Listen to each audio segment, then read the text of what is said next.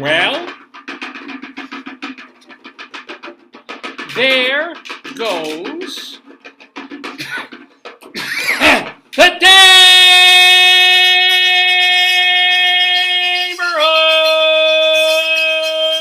Good morning, everybody. Welcome. Oh, the chickens are all red. Wow. It's ow. Hit me in the eye. Oh. Try that one again.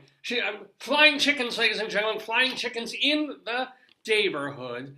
Oh, that's all of them? Yes. There's some by your feet, honey. Oh. Here. Try this one. Try and get me right in the forehead. Let's just say. Ooh, got it. Good job. Ladies and gentlemen, you're watching, for whatever reason, the Dave's Gone By show live on this Saturday morning. It is January 4th, 2025. Remember in the old days we wrote checks? I think I write 3 checks a year now. Show them the but. Well, the calendar, yeah. But the is. Do you guys remember that up through March, every time you write out a check? Oh yeah. Nobody have to sign stuff and date stuff. Like when I date files, I dated January 23rd, 24. Oh, so you're still doing that? Yeah, I did that a couple of times with files on the computer. We always start writing. It's like, wait a minute, no, it's February 3rd, 2025, and we barely even have to do that anymore, except as my wife said, naming files, or if you're dating a letter to someone that you're typing on the computer. You date a letter when you're married to me. Ho. But yeah. Butt calendar.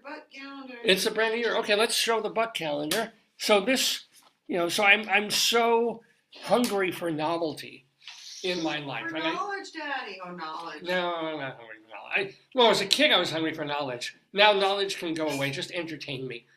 I don't give a shit about learning anything anymore. I just want to be entertained and soothed and comforted in my dotage. So. Do you want a cannoli later? Is that Yes. Yes, I does. So, in my hand, I'm holding the last envelope. No, I'm holding the something that we found while we were shopping this past week. Something to make the year joyful, passable, and interesting and amusing and humorous. Someone decided to create a page-away calendar. Day by day, all year long. Now, you all probably have calendars. We have one from the Metropolitan, is it Metro or the MoMA? MoMA, the Museum of Modern Art, where every day you tear a page away, and it's a beautiful painting from, presumably, the auspices of MoMA, of the Metropolitan Museum of Art. And that's great. And there are joke-a-day calendars, of course, and aphorism calendars and Zen calendars and Taylor Swift calendars and all of that and hot rod calendars. But ladies and gentlemen, and there's like mean cats, cranky cats, all kind of. You remember Grumpy Cat? Probably Grumpy Cat calendar and Super Mario calendars and Lego calendars. Well, we feel that we have topped them all, perhaps, as we discuss this particular calendar here that we saw and could not resist. I think we got it at Kohl's, actually. Yes. Here it is. Kohl's is the bastion of taste in our neighborhood, It is, of course, the Butts on Things calendar, created by Brian Cook Art. I hope today's not the taco. Today's not taco. No, there's the cup we saw. Yes. The taco, not yet. The, not hibiscus, what was that? That's a succulent plant. With notice that the artist, truly a Picasso, truly a Rembrandt in his own right.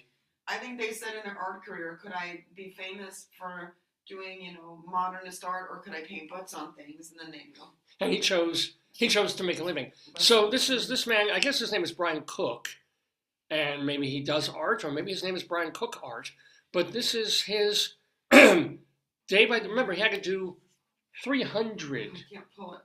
That's what she said. He had to do about 300 of these things because they do 5 days a week plus a double day. A double day on Saturday, Sunday.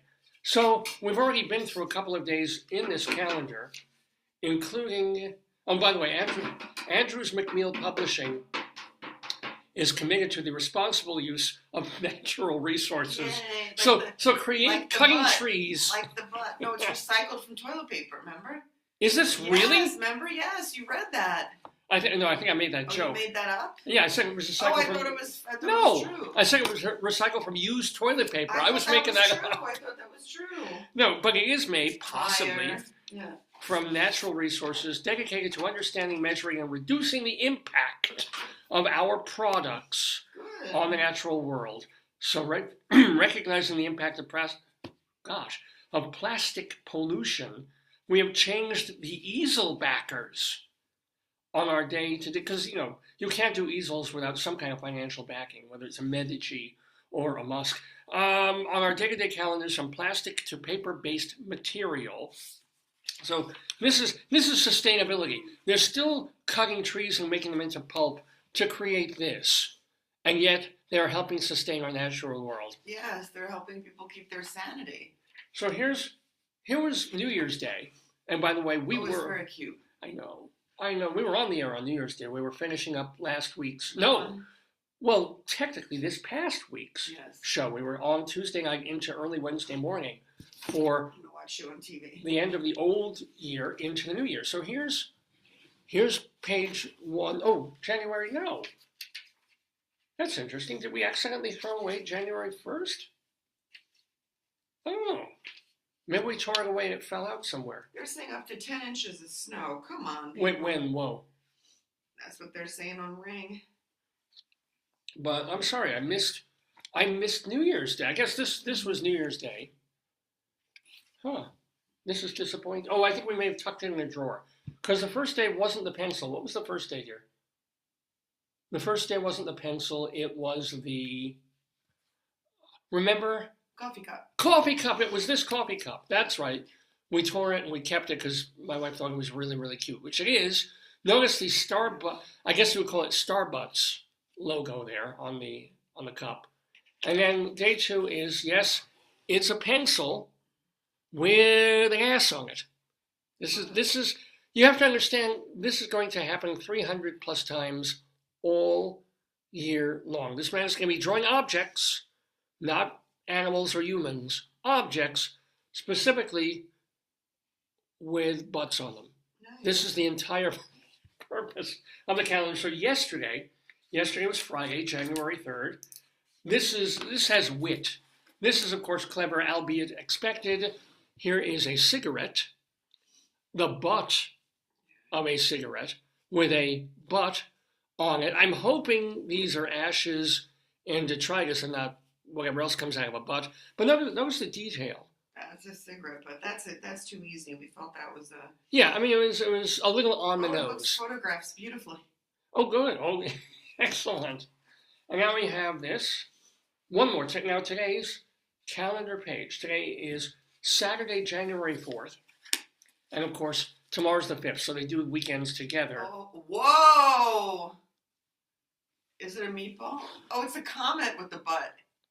It's Haley's comet with the butt. Neither one of us guessed that. I said it would be a... What did I say? Wait, you said I said bear? Oh, no, you said bear. Yeah, what did you say? I don't even remember what I said, but it wasn't this. That's beautiful. I guess the weekends are in color. That's nice. Oh, it's a butt it's a comet with the butt. Or, this might very well be an asteroid.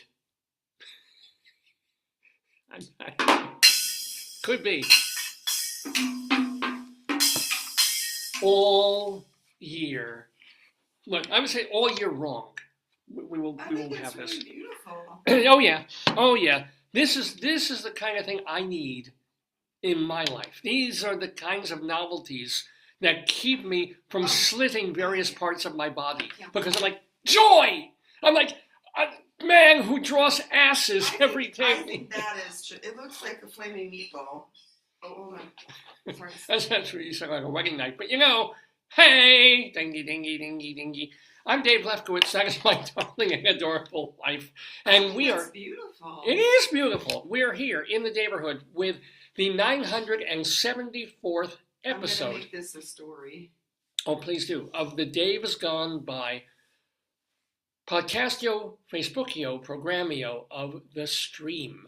We've been doing this since 2002, if you can believe it. You shouldn't really believe it. I can't believe it. As a matter of fact, we got a shout out this morning. I was on Facebook. I was posting some stuff from the New Year's show, and literally got a thing from Trevor.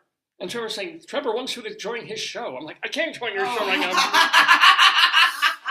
But I sent him a little message. He mentioned me on the air. Is it an anniversary? I don't think so. I think he just may have seen me live or I was posting stuff and he got notified. So he's like, hey. He's always been supportive, you know that. Now, Trevor Vassell, is a radio broadcaster at my old station, WGBB, on Long Island. Trevor's a great guy. Your friends on the Facebook. Yeah, he's probably live on the air right now doing his gospel. He's a African American man. He's done gospel programming. I think he's a religious leader. Oh, he's probably an elder in the. That's right. He's Elder Vassell, but a really, really sweet dude and good broadcaster too. So his music is not my music, but here he is. That's from August, but here he is. Good.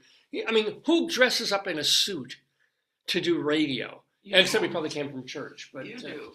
I'm dressed up in my birthday suit sometimes, but not. Your pajamas. Yeah, I am. I'm still in my Hanukkah pajamas. The holiday ended, alas, yesterday. But I've worn these now 9 days straight. I haven't taken them off for any reason whatsoever. There are stains on them, which will make it very, very difficult to return to Kohl's. You told me it was from Haley's Comet. They were from Target anyway. Oh, that's right. We got them. That's why it's hard to return to Kohl's. Well, let me say, we don't sell this. I aimed a couple of times for the Target and hit it. No, but I wonder how often people do that. They bring something to the wrong store to return. Oh, to the wrong store? Like bringing wrong books to the wrong library and that kind of thing, yeah. Well, back in the day, the thing was, you can return it, you have the receipt.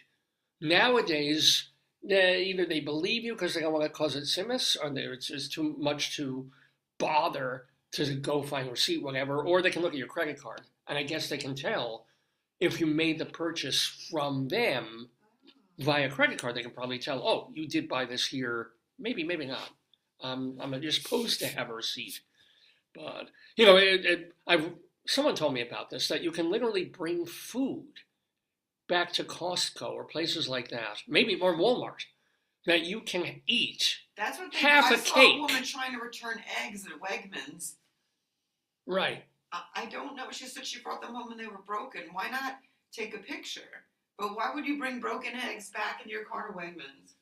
Well, I mean, who's going to... Well, okay, good for her for making the effort to bring the actual eggs back, rather than just a photo, smashing a couple of eggs that you don't want to pay for, and then showing a picture. At least she brought it back. But there's other people who will eat like half a TV dinner or eat... That reminds me, I got to take a picture of make a broken bread and take a picture from my bread machine people. And we got to talk about that. But like that way, Walmart and places like that, some of them will literally accept and refund.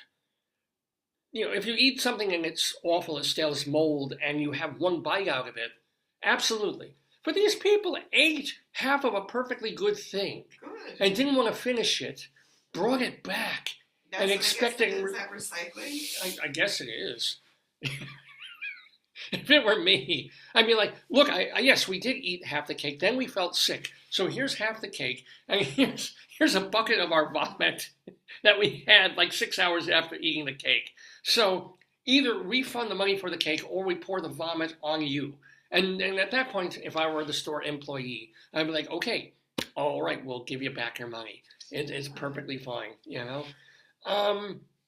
But you were saying about the bread, man. We have bad luck. Well, I have to try it one more time, and if the bread's bad, I think they're going to give me some help. Good. We bought months ago now a Cuisinart. And now that I need to take the picture, it's going to come out fine. That. Oh, of course. And now I need to photograph the bread. Oh, absolutely. Yeah.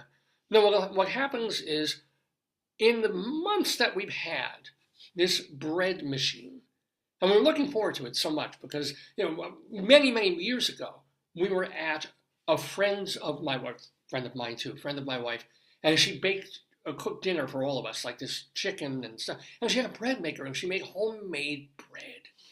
And it was so good, right? because there's nothing like homemade. There's not. I don't care how good it is from the store. She literally, and instead of all day or however long it takes, taking flour, taking water, taking salt, taking this, taking mixing with the dough, instead she had this machine.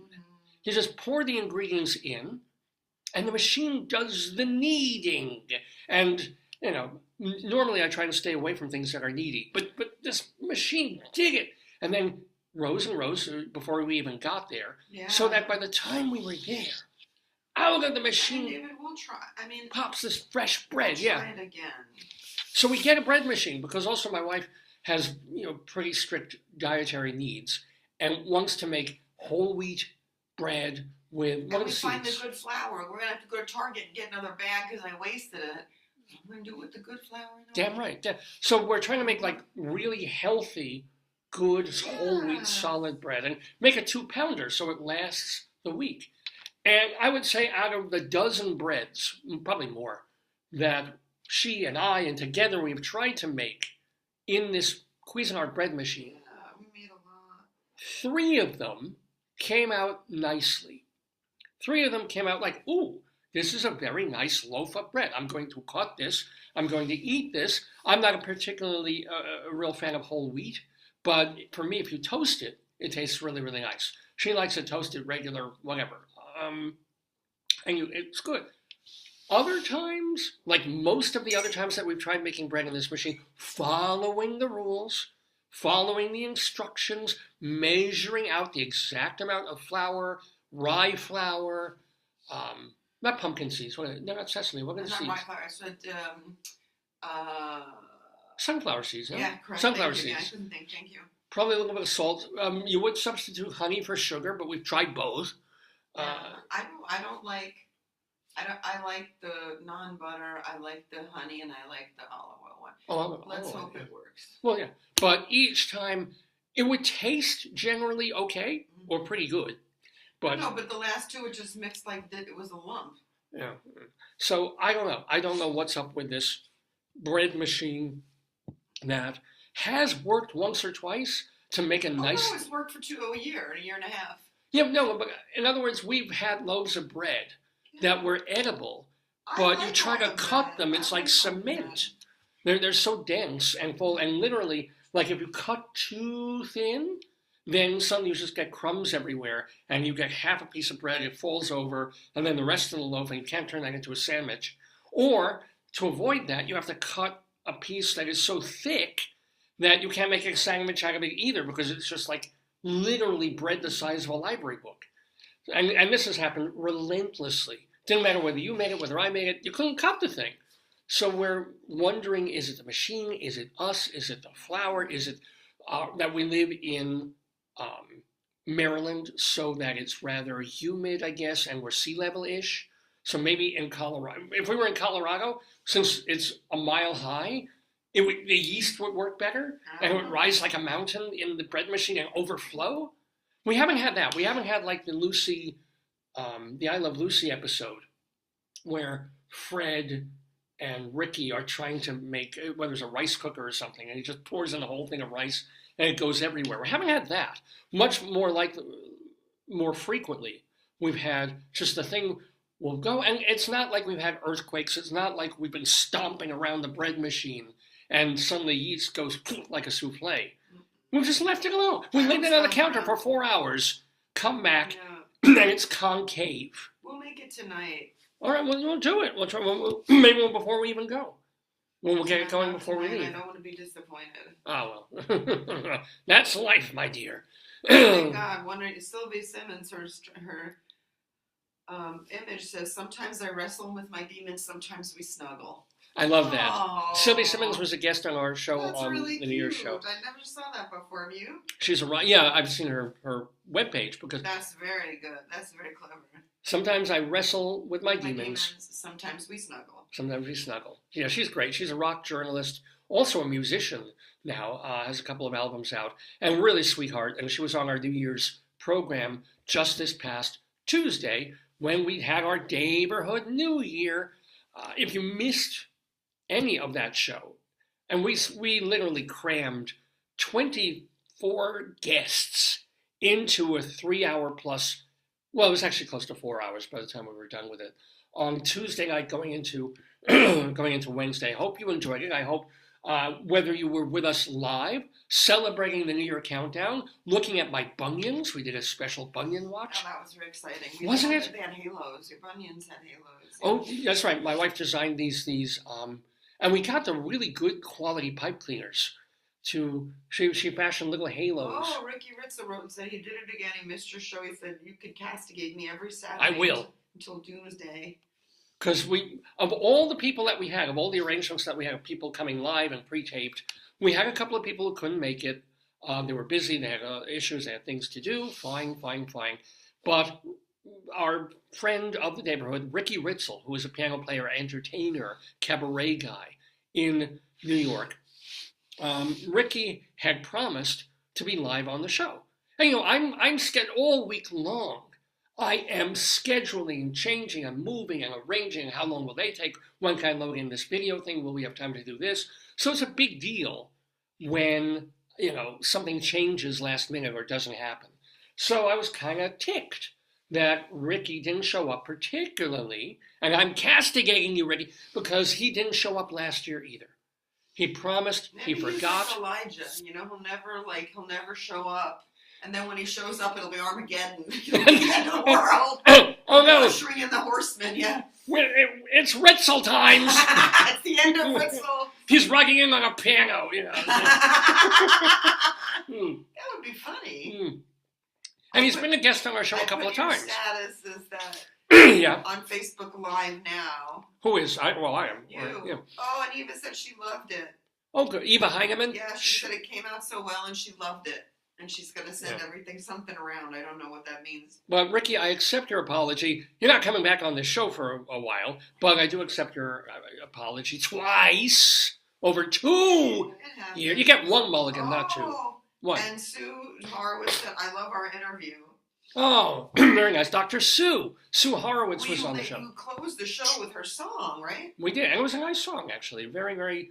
That song about peace and love, I never believe in, but this song about having peace and love in the new year, why not? I'm sorry you missed Trevor's thing. He gave you 2 calls to join his show. Oh, well, the first call I wrote to him, I literally texted him and he gave me a call. And it wasn't like he was trying to Zoom me. I don't know how I was supposed to be on his show or call in. It's a call on Facebook. You accept it. And then you say yes, and then you could be on it. Oh, could you apologize that I couldn't? No, you have to type fancy, but I think probably it was a special show.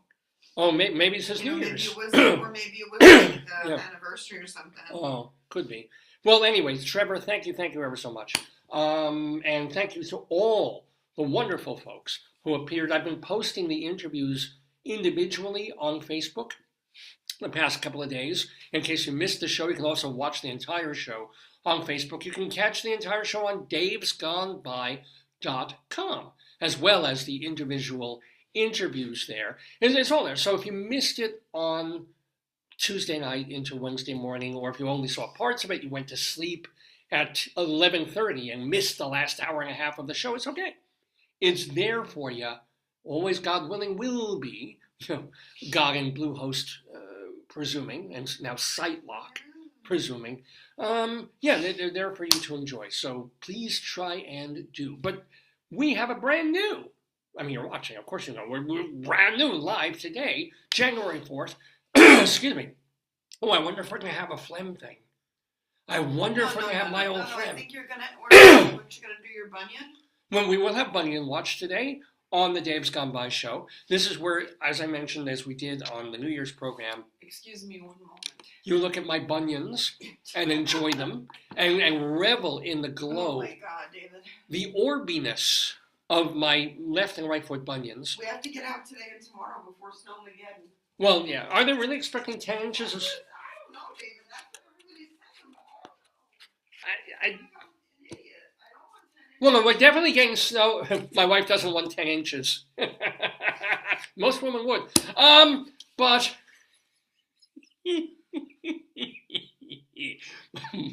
we are due apparently for our first real snowfall on Monday here in Maryland. Kind of dreading that, but whatever. I have said forever, and I used to mean it, I'm not even sure I mean it anymore, that I'm okay, it's kind of nice to have one serious snowstorm per season. Like, living in the East Coast, and we lived in Colorado for many years. So to have one storm that reminds you of winter, that looks physically beautiful, that kind of, if you have a work day or teaching day, maybe get to take the day off, even though you're out there shoveling and giving yourself a heart attack for 2 hours. Sorry. It's nice to have that one reminder that God or whoever creates all this, and then suddenly the world changes visually, spiritually, emotionally for a day, right? And then it gets sooty and muddy and melty and icy and dangerous and it's horrible. But so you have a bad snowstorm day and hopefully it melts in a day or two. And you're reminded, aha, winter, wow, nature, powerful, great, go away, give me spring. So we are due, we've been lucky we've had no snow, except for like the mildest of flurries last week. In all of autumn, no snowfall, nothing, didn't have to shovel out, nothing necessary. But, it's not like we're living in Florida. It's not like we're in Mexico somewhere or Bora Bora. There's going to be a snowstorm. I'm hoping, 3-4 inches would be just right. Get out there, work my back a little bit. I don't even mind shoveling that much as getting crap off the car. That's the worst now, isn't it? We don't have a garage here, so when snow falls, it lands on the car, lands on the windshield, lands on the top of the car, which I can't even reach. So that's annoying because you shovel, you figure you're done, and then you look at the car, it's like, oh, God damn it, right? Because the thing is, you get all the snow off the car, and then now the snow is piled around the car on the driveway, and you have to re-shovel the driveway around the car. And then this is why my father despised snow. He didn't hate winter per se, but he hated snow. Because he'd be commuting back and forth to New York all the time. He'd have to shovel when he was younger, when he was still my age or younger. And I kind of get that. So if Monday's going to be our one snowstorm, let it be. But 2 inches, 3 inches, about 10 inches, that's going to be an unbelievable pain in the nuts, if you will, and more than I need for a winter. More than I need to be reminded of a winter. There was a year in, I don't remember if we were in Colorado or New York, when we actually didn't get a snowstorm. We got like a light dusting once or twice for the entire fall and winter season. It was amazing. Because the dusting reminded us, oh, winter, pretty, nice, God, snow. And then it went away. But most other years, the worst thing is you get that one storm. And it's a monster, like half a foot or more. And then it gets, the worst is when... Did you talk about your guest, honey? You're in your weather. I'm doing my winter thing about snow, so you mentioned the snowfall or pending snowfall. But the worst is when you get a cold snap. That's not the working. Right after, it is. Right after the snow. No, that's not the working sound machine. It's another one. Yeah, there's the working one. Okay, there we go. Let's go out. Because that means the snow stays there for weeks. We'll go out today, baby. And it's icy. Yeah, we'll go out today and tomorrow. It's not snowing until Monday. Yeah, I'll get some food. So, yeah. So... It is what it is. It's winter, it's weather, it happens. But my wife mentioned the guest in the Daverhood, who is a comedian and actress, and she has been doing her one-woman autobiographical show for quite a few years now. I mean, she was doing this at least, I think, for the past 15 years. She did it off-Broadway. She's done it in almost every state in the union at this point, and she's still doing it because it's her story, and she's actually going to be in New Jersey. I know, I feel sorry for her too, but she's going to be doing the show in New Jersey in mid-January. I wonder if I have the date on this. Where is it? January 8th, so it's coming up quickly. It's 2 shows of her show, Italian Bread, B-R-E-D. We talked about bread before. Oh, I love it. Yeah. This is a little play on words, Italian Bread, B-R-E-D. She's doing it at the Two River Theater in Red Bank, New Jersey. So, yeah, if you've never seen it, if you didn't see it off-Broadway or these other places, you can see Candice Guardino doing her show on January 8th in New Jersey. But you can watch Candice Guardino here later on this broadcast. She's coming in about an hour to be with us live and talk to not me, but the one, the only, the Jewish Rabbi Sol Solomon of blessed memory. And he will be conducting the interview, talking with her. We saw him on New Year's. He did his rabbinical reflection about the year gone by. If you missed that, that too is on davesgoneby.com, as well as his own website, shalomdammit.com. Plus, if you scroll down, there's all this stuff on the Facebook page that that we've done over the past week. So yeah, lots of fun stuff on the episode today. I mentioned Bunion Watch, Candice Guardino with Rabbi Sol. Also, we'll have our Colorado Limerick of the Damned, and a Colorado Limerick is a poem, obviously, a 5-line poem based on a place in Colorado.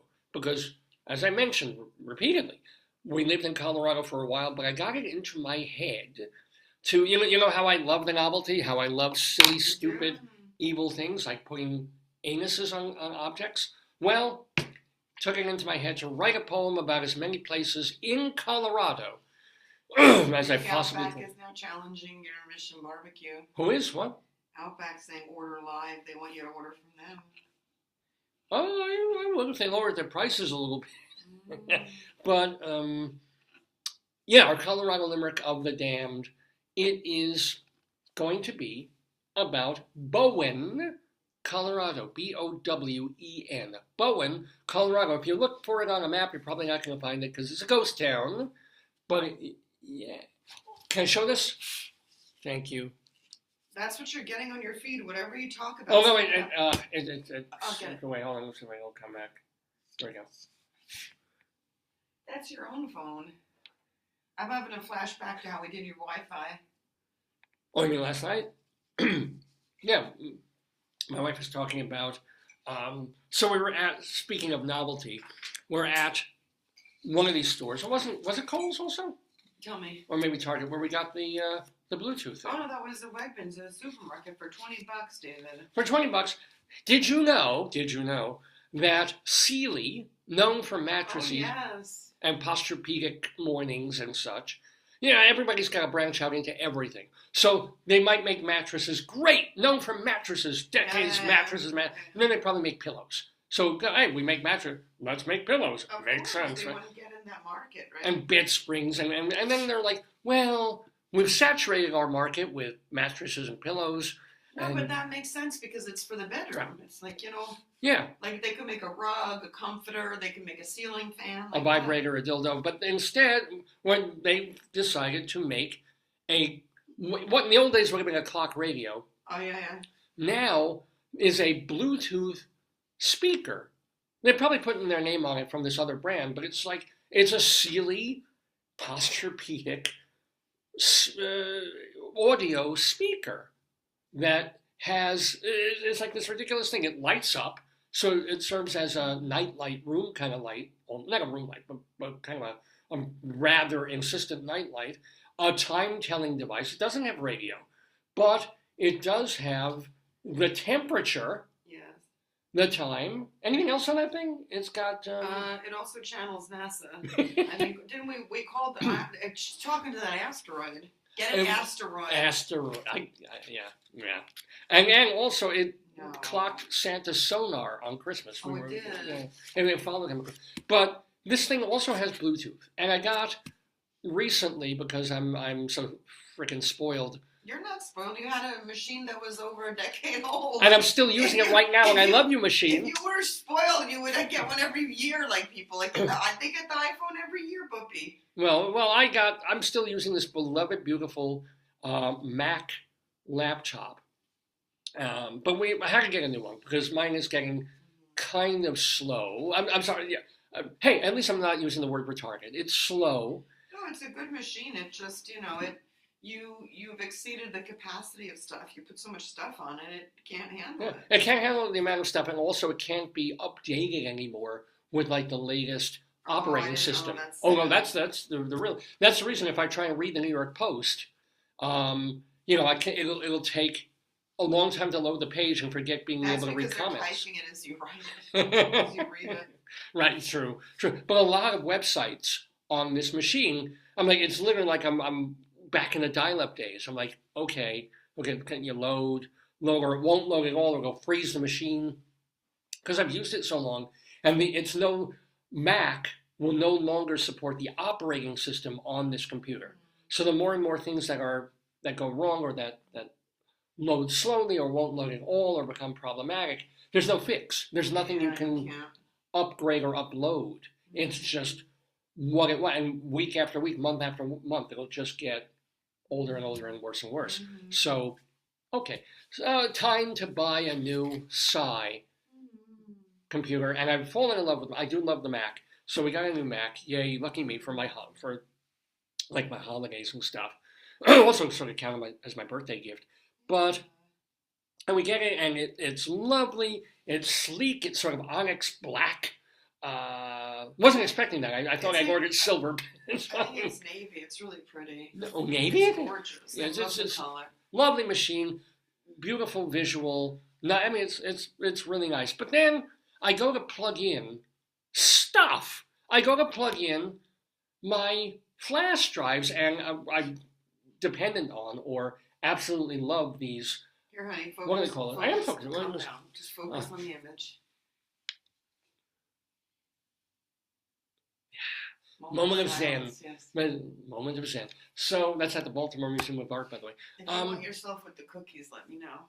But what was I saying? Oh, you couldn't plug in anything. Yeah, well, what are they called? These ports. Right, but bigger flash drives, like external hard drives. External hard drives. Thank you. Yeah, these Cambio. Let's do charades. Okay, 2 words sounds like.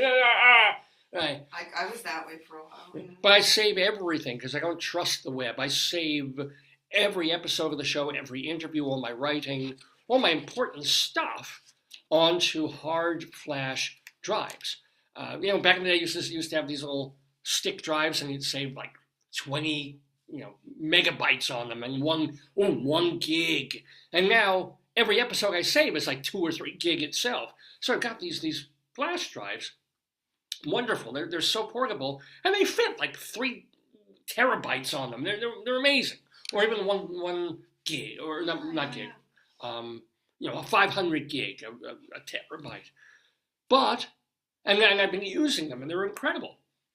I go to plug one in to my brand new Mac, and figure, okay, let me get this rolling, and there's like literally nothing that fits in, because it's using these, what are they, USB-A wide thingy things, and the Mac has a lightning plug, whatever the hell that is. It charges fast. It's a lightning. Good, let it charge fast, wonderful, but let me be able to plug in a set of speakers. Let me. Why didn't we look that up before we? Never occurred to me that it wouldn't have a port where you would plug in a USB-A. It says how many ports it has. You didn't look over. It has ports, but you just assume it's like how do you design a machine that doesn't? Because people don't use those things now. They're probably more archaic. They're more PC than Mac. No. Yes, they're more PC than Mac. But wait. No, people Mac, still have to say. Mac users airdrop. They airdrop. Yeah. Yeah, maybe they trust. I don't trust. I do not trust. You should know that about me. I do not trust. It's like when I save the episodes of the show to put on the web, right? So I put all the archives on. Don't you print them out and have like files, like printed files of all the pictures in every frame? Well, and you transcribe them all? I do. I have a set of monks who sit there transcribing the verbiage of every episode. That's why you have the chanting, okay. Yeah. But no, I mean, one of the reasons I have all our stuff also on archive.org, not only is it an honor to be on there, but if my website goes down, you can always access the history, all the content of Dave's Gone By going to the Dave's Gone By page at archive.org. Show them the cookies. You can expand the cookies. Show them the cookies. Calm down. This is more for Hanukkah stuff, but we were at a restaurant / bakery yesterday, and you can't really see it. But there's cookies in the shape of a Jewish star. Show the other one. All right, I will. It won't swipe. Oh, here we go. You can't really see these either. Those you can see a little better. But it's really nice that they make, rather Jewish neighborhood. Oh, my books are on the floor. What books? Oh. My little books. Oh dear, how do those fall? Anyway, you shake the table like an angry man. I am an angry man. So what was I saying? Yes, I should have checked and made sure that the ports on my new Mac could use, but wouldn't you figure they wouldn't change like the basic, because they still sell Cambios. David, in 11 years, I think they would change a lot of stuff. Yeah, but think about it.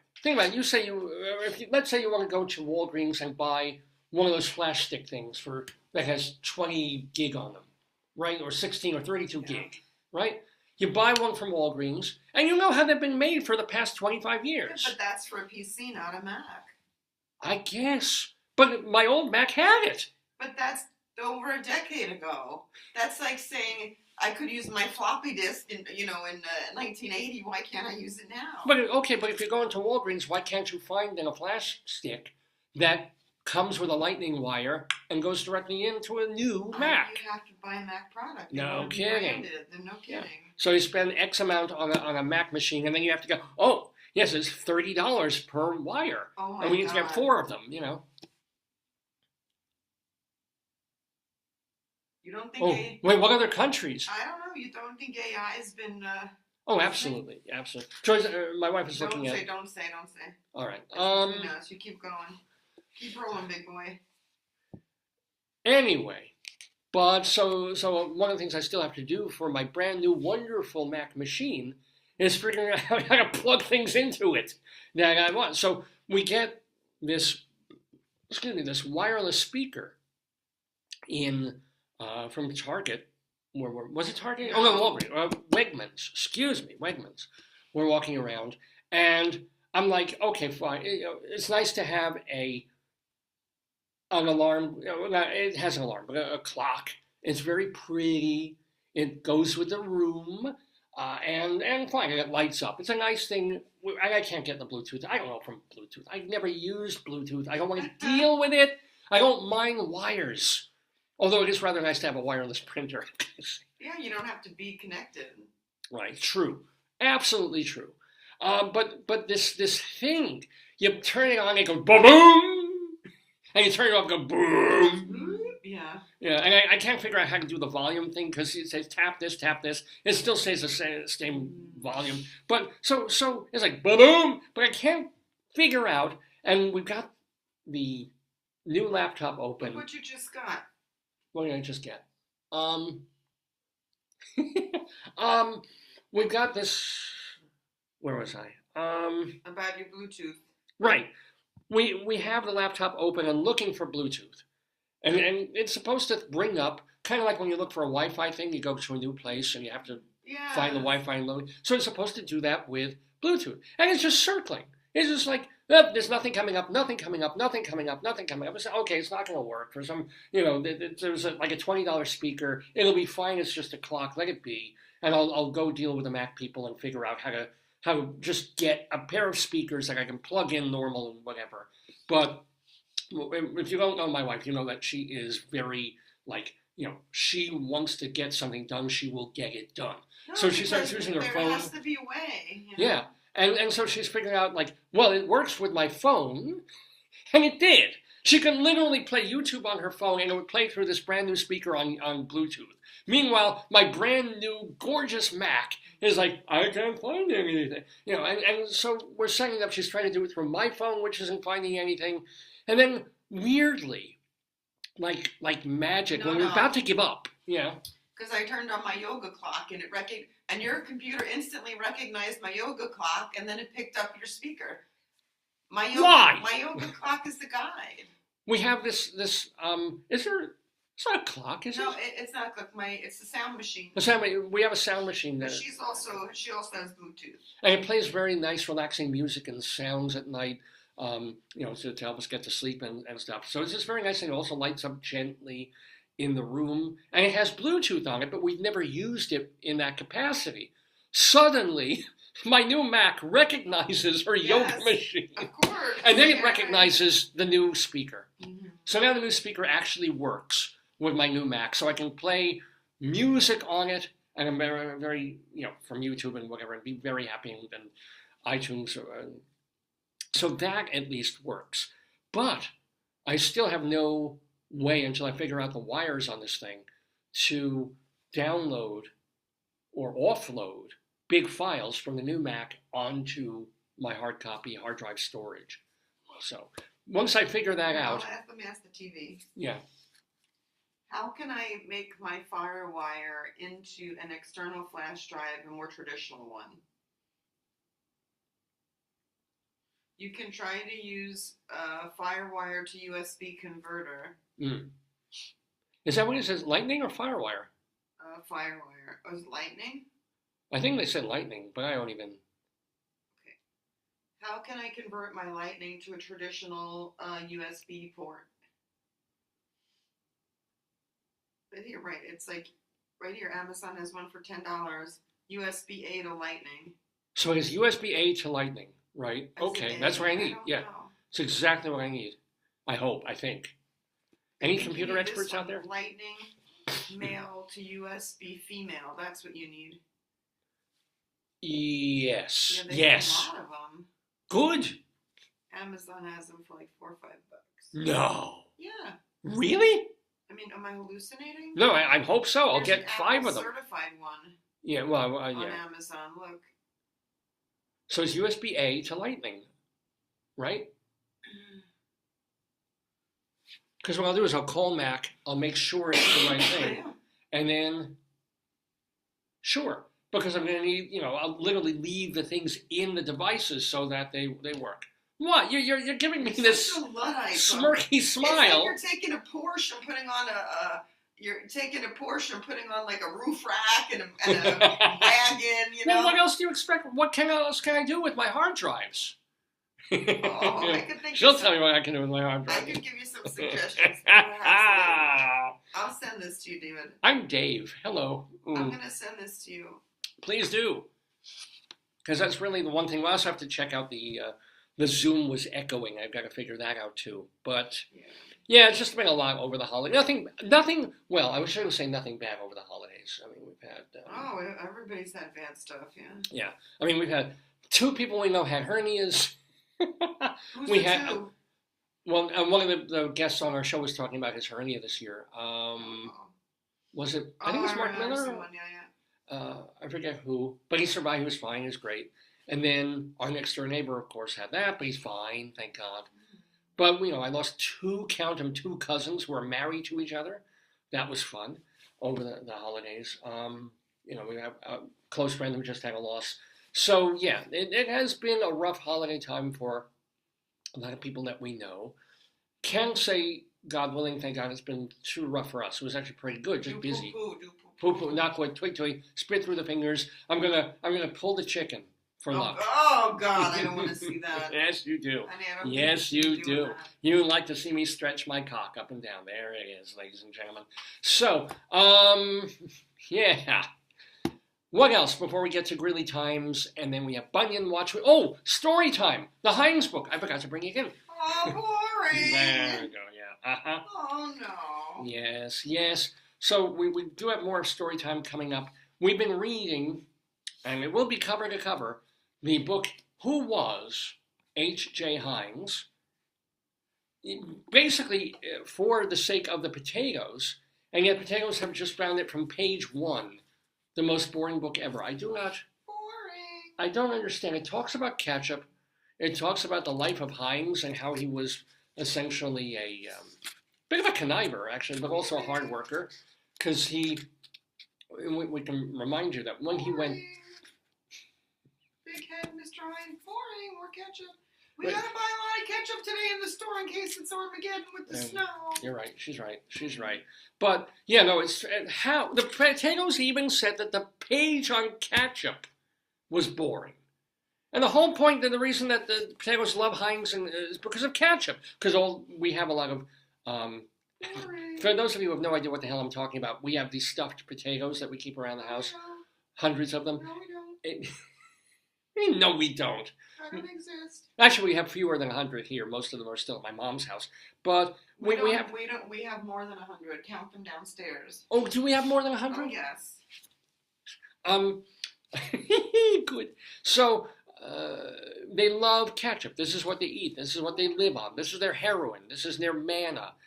And so I get a book for them, for all these potatoes, about H.J. Heinz, the creator of Heinz ketchup, right? Not to mention Heinz pickles and vinegar. And actually, you start with horseradish. And I'm reading this for the sake of the potatoes, including a book exactly about the development of his ketchup. And they're bored. And they're yawning. And they're making comments. It boggles the mind, ladies and gentlemen. It's saddening to me. Because I went out of my way to make time on this program. Boring. Yeah. Well, we're committed to the book. We're more than halfway through. So we're going to finish the Heinz book. Not today. We'll probably need one or two more times after this. Oh, God, no. Yeah. Plus, we'll have our Colorado Limerick of the Damned. Plus, we'll have Candice Guardino talking with Rabbi Sol Solomon in the Daverhood. Plus, Bunion Watch 2. Oh, yeah, and Friends of the Daverhood. A classical Dave's Gone By episode, our 974th here on this January 4th, 2025. Happy New Year, everybody. Anything else we need to talk about before we get to Greeley Times? Any other things that happened this week to, mention or discuss? Just don't tell that story, Daddy. Save it for tomorrow. Oh my God! Yes, I forgot one thing. And this comes with an apology.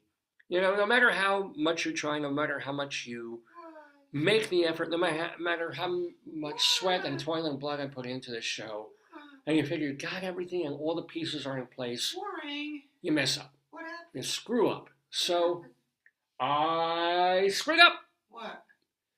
On the New Year's episode of the Dave's Gone By show. So I have all these people planned, and a lot of people videotaped beforehand. What happened? And some people coming, and this is why I can't hold a forever grudge against Ricky Ritzel or Richard Shore, who fell asleep and then wrote to me to apologize that he was supposed to be on the show, he missed it. And I get it. What happened? So I had recorded someone. Who? I'm going to show, that was supposed to be on the New Year's show. And literally forgot to plug him into the schedule. Yeah, literally, there was a page like this of schedule every 5 minutes. Word language? He said he can't read word language. Yeah, no. Obviously, I can't either. Is me going to be fired? Are you going to make me listen to the Heinz book over and over again? Well, this is my expiation. This will be my... I apologize very much to our playwright friend, John Jiler. Well, it was unintentional, David. It was completely unintentional. That's why they call it an accident. I mean, the great part is he gets the solo, he gets his own kind of play airtime. Yeah. So I'm going to play the John... Will you repost it separate like you do the others? Good. Yeah. Oh, absolutely. But it was recorded to be as part of the New Year's show. And I left it. I can't make an excuse. I had technical difficulties. I lost the file. No, it's like I fucked up. I didn't put him on the schedule. My fault. But I have the file. I have the interview. Well, the best part is you didn't lose the interview. The worst part would be if you wanted to play him but couldn't find the interview. And it's been posted on YouTube. It's been posted on my website. Okay. It's not like it's disappeared. I just didn't play it as part of the New Year's show. So mea culpa, mea maxima culpa. So let us start our 10 o'clock hour with this interview that's just a couple of days old, but this is the reason. It's still a new year. It's only 4 days into the new year. It still works. So I'm going to share my screen, which I have to lower a bunch of things to do. La la la la la La la la la la. I'm going to open this up. And it's just a couple of minutes long. It's a New Year's interview with veteran playwright John Jiler. It's a very nice conversation, too. So I'm glad to share it with you on this episode. I would say it's like the New Year hangover, except it's not like a hangover at all. It's delightful. John Jiler, playwright, probably best known for a piece that he co-wrote, a musical called Avenue X. Oh, David, Trevor just wrote and said Happy New Year to you and your lovely wife and family. Oh, thank you, Trevor. Again, I'll try to apologize to Trevor later. Like I was just in the middle of setting up the show this morning. I couldn't just go on live on his Facebook. Love the comment. Yeah, but thank you, Trev. Thank you. It's a couple of minutes till 10 o'clock. Let's bring John Jiler into. Oh, guys, first I would share. Where's the? Into the Daverhood. So yeah, we can carry over just a little longer the New Year celebration. On the day of Gone by New Year's Eve special ending 2024, we're happy to have another guest who was on this program just this past year, a few months ago, when he was talking about the play, the solo play that he wrote called The Rosenbergs, The Strange Fruit Project. And first of all, I want to know how that went. Was that at Theater for the New City? And how did it go? It was at 59 East 59. I'm sorry, 59 East 59, excuse me. Yeah. A wonderful place to work. And we sold out our run and were extended and played all summer, essentially, a tale that seemed to resonate with a lot of New Yorkers in particular. To refresh your memory, I played about every role in the play, about 10 different characters, but primarily a 6-year-old boy, the youngest child of Julius and Ethel Rosenberg, who, after the public execution of their parents for espionage in the early 50s, was adopted by the man who wrote the song Strange Fruit, seared into our consciousness by Billie Holiday. So suddenly, my mind was like a pinball machine when I learned this little factoid, and I thought, I can do something with this. So, in short, I played all the parts: the boy, his mother, Billie Holiday, the judge, the rabbi. So it was either an egomaniacal disaster or a tour de force. You know, but it was extended and sold out. So I'm guessing closer to tour de force. Yeah. The audience seemed to like it, and it was I was on stage with a magnificent clarinet player. The clarinet being the unifying sound between blacks and Jews, which is the subject of the play, essentially. Klezmer and jazz united by the licorice thick sound. See, if there were Italian, Jews and Italians, it would be united by complaining. But since it's Jews and blacks, it's the clarinet. It's the sound of that instead. Yeah. Now, can I ask you, John, since the run went so well, are you going to be doing it anywhere else in 25 or bringing it back to New York, or what's the deal? Well, that's an interesting question. I think it's going to tour. It's a one-person show is very portable.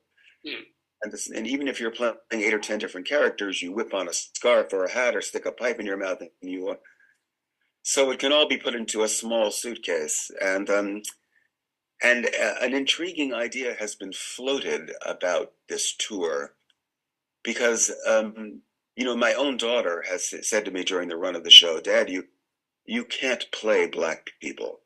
In this political climate, you're not allowed to do that. Of course, that runs contrary to the training of all actors who are told everything is within you. Right.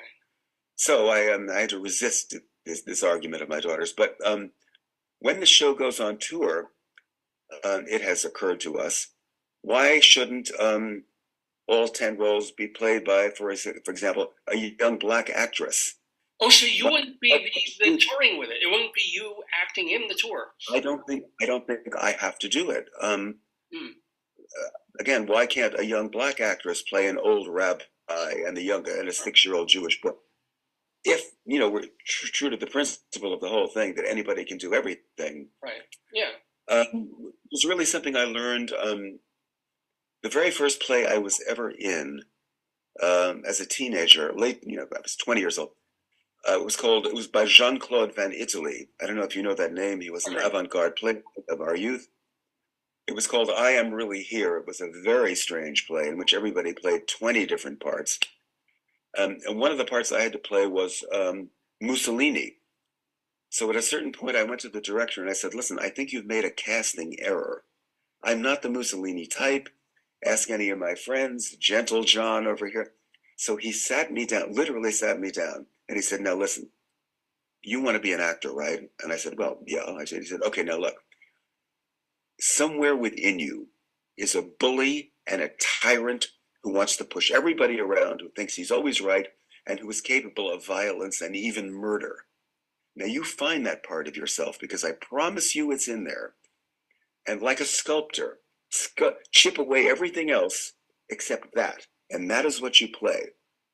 And, that, frankly, I think that's the Bible of actors. It's stuck with me ever since. And actually, after the run of that show, you killed a couple of people in real life. It was, it stayed with you until you were able to fully let it go. That's exactly. In order to fully inhabit the character, I did have to commit murder. No, just kidding. But back to the point. So why can't a young black woman play an old rabbi and a 6-year-old kid, or for that matter, an old Asian man play a young black woman? And I mean, you know Anna Devere Smith. You've seen Fires in the Mirror. My goodness, yes, absolutely. She was playing a rabbi in that show, in Crown Heights. So absolutely, she played an old Asian man who ran a laundry in San Francisco. Yeah. But of course, when I trot out the Anna Devere Smith example to my daughter, she says, "Well, Dad, that's different." And I say, "Stella, that's her name. How is it different?" And she says, "Well, because you are the oppressor and she is the oppressed." So, oy. Right. So I get her point. She's an idealistic young woman. And if I trouble to think back to my own youth, I was incredibly judgmental at the time. I felt that everybody who wasn't actively in the streets participating in the Vietnam War every day of their lives should be shot. That's how judgmental I was. So you were a little Mussolini back then too. Yeah, right. Yeah. The young can be rigid is the point. So anyway, but to make a long story short, yes, a tour is contemplated. And if I don't have to do it, that would be wonderful, because I've got a lot of other projects that I really That would be the last question for you, John Jiler, is what else can you talk about that you're working on for the upcoming year? Well, I just unveiled my newest play and did it at the Labyrinth Theater here in New York and at the Actors Studio, called Malt Point. It's about sexual obsession, which is arguably another of my, specialties. And then I'm also working on a screenplay, a commissioned screenplay. So, which is a whole new learning curve for me, as a man of the theater. Yeah. Suddenly learn what film is like, instead of writing you a 1-page monologue, I do a close-up of your face for 10 seconds and accomplish the same thing, maybe more. So, it's the screenplay is just let AI do it. AI will do it. Let AI do the work. Yes. Anywho, no, we're still real people here, and that is really John Jiler with us. So first of all, congratulations on the success of the Rosenberg's Strange Fruit project. We certainly hope that it does tour with whomever, and certainly success on your new play and your screenplays and everything else that you're doing in 2025. And thank you so much for joining us. Thank you, Dave. Happy New Year. Thank you. Same to you. Bye-bye. John Jiler there in the Daverhood. Nice fella and a talented fella. And very, very, again, apologies for not being able to, or not remembering him, to play him in our New Year's special, but we've been able to do it here today in recompense and worth waiting for.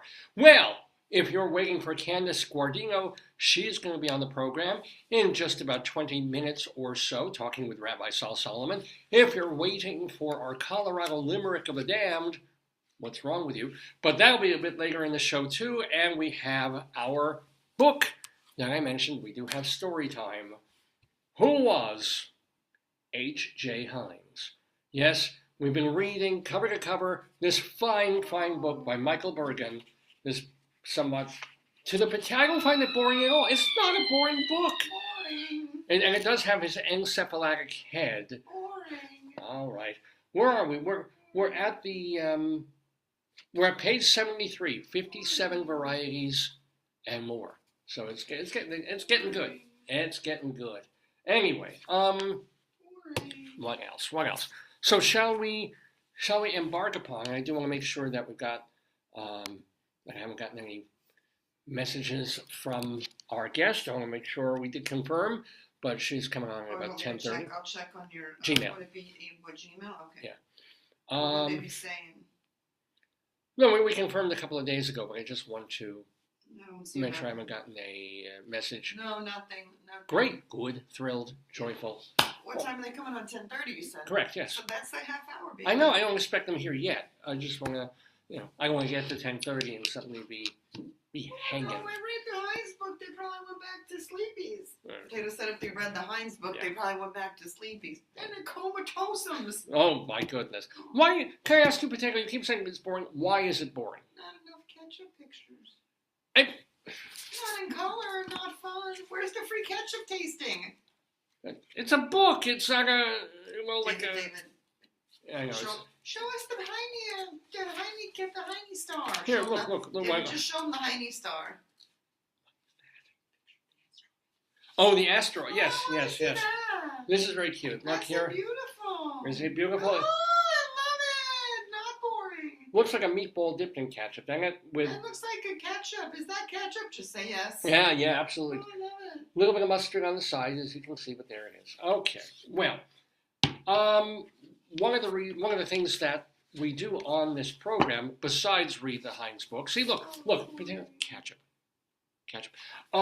is based on stories, or a column, I should say, that appears every week in the Greeley, Tribune newspaper. So much so that you have subscribed to the Greeley Tribune to get it. Yeah, because they figured out how to freeze me out unless I paid for the paper for the next 2 years. I guess it's a reasonable small price. But we go through this column they do called Cop Log, and they've been doing it for years. It's great. It's where they take the funniest phone calls that come into the local police department in northern Colorado from people who are reporting ridiculous things or are ridiculous themselves. This is public record. These are calls to the police department. The dispatcher. They need helpy. Well, yeah. The dispatcher takes all the info down, and then the folks at the paper strip the identifiers away. Wait, I gotta play the themes. Wait, where's my iTunes? I gotta play my theme song, which is, of course, where's my search button on this bloody thing? Here it is. A song about potato. Maybe we'll play that as our theme. We went to Keep singing. the supermarket and they didn't have ketchup and I was sad. Made me very sad in my heart. Will we get ketchup today, Daddy? Yes, if they have ketchup, they're going to have ketchup at Wegmans. We're going to get the sugar-free holistic ketchup because you might need that. Yeah, or the paleo.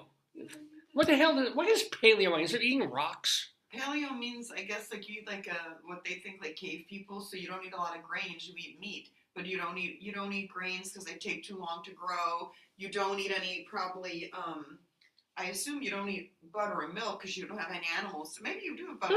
Cavemen had animals. You probably don't have vegetables either because you can't grow. You probably have milk a yak. I don't know. Here, I'll look. What is it? What is a paleo diet? How are you eating like a cave person? Okay. What is the paleo diet? Okay. Please explain the contents of the paleo diet and plan.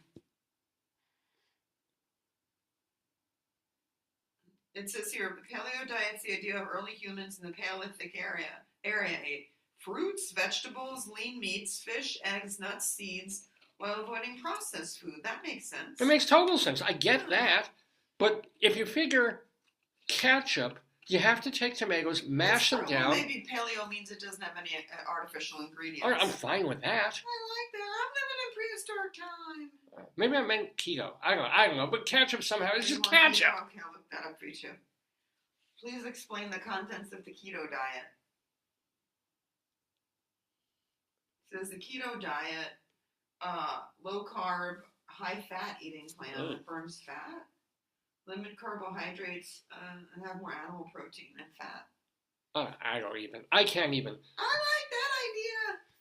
We'll just get a good, nice ketchup for the potatoes. Yeah. They'll love it. They'll be happy. And we have a phone call into Greeley Times here on Dave's Gone By. All right. On the phone, the chicken phone has a hair on it. No, use the chicken. I am. Hello. Oh, hello. Sorry. Hello. Oh my God. We start with an alert.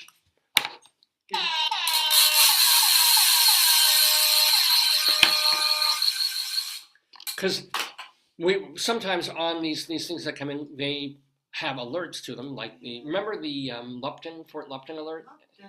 Lupton. And we had certain chicken alerts. 8th and 8th, we never had an alert, but that was like the nexus of all like stuff. And that was. There was but no this alert for that. Yeah. This is an alert. This is an alert about an alert. Wait, an alert? Well, we never had an alert. I know, this is brand new. It's an alert. Wow. A caller on 45th Avenue said that a neighbor kept blowing an air horn outside. So this is actually an alert about an alert. I kind of like that. I don't know why. Pooey, do you like that? Yes, I do. So Pooey's with us today. A caller on 9th Street reported. Oh, actually, I need the trombone phone for this. A caller at on 9th Street reported a bunch of people peeing on buildings and cars. How do you pee on a building? Well, Right. But I'm just like, it's one thing, like a guy gets out of a cab, he hasn't been able to go, somebody's drunk. Like flash mob? Maybe that's like a bar on a Sunday or something. I don't know. It's like they're all out there. It's just, is this the new iteration of Pokemon Go? You know, like, oh God, Pokemon pee. Yeah. If they were pooing, it'd be a flush mob. Alrighty. Sorry, I lost my train of thought. I'm going to do the cup phone. Oh, this will be the next one. A caller at a hotel on 27th Street said 4 people were in the courtyard. They were completely naked, trying to hide behind bushes in a flower bed. This wasn't even New Year's Eve. This was like before Christmas. Oh no, actually this is more recent. This might have been like that's happening Christmas time. So yeah. They were naked. Well, how was it like this? Now they have a flash walk of shame. It's like they're all running out of houses. Maybe they all went to shower and then they got locked out of the room. That can happen. Yeah. That can happen. And if anybody can figure out how to do that to the women's Olympic volleyball team, where I can watch, call me. We have another caller.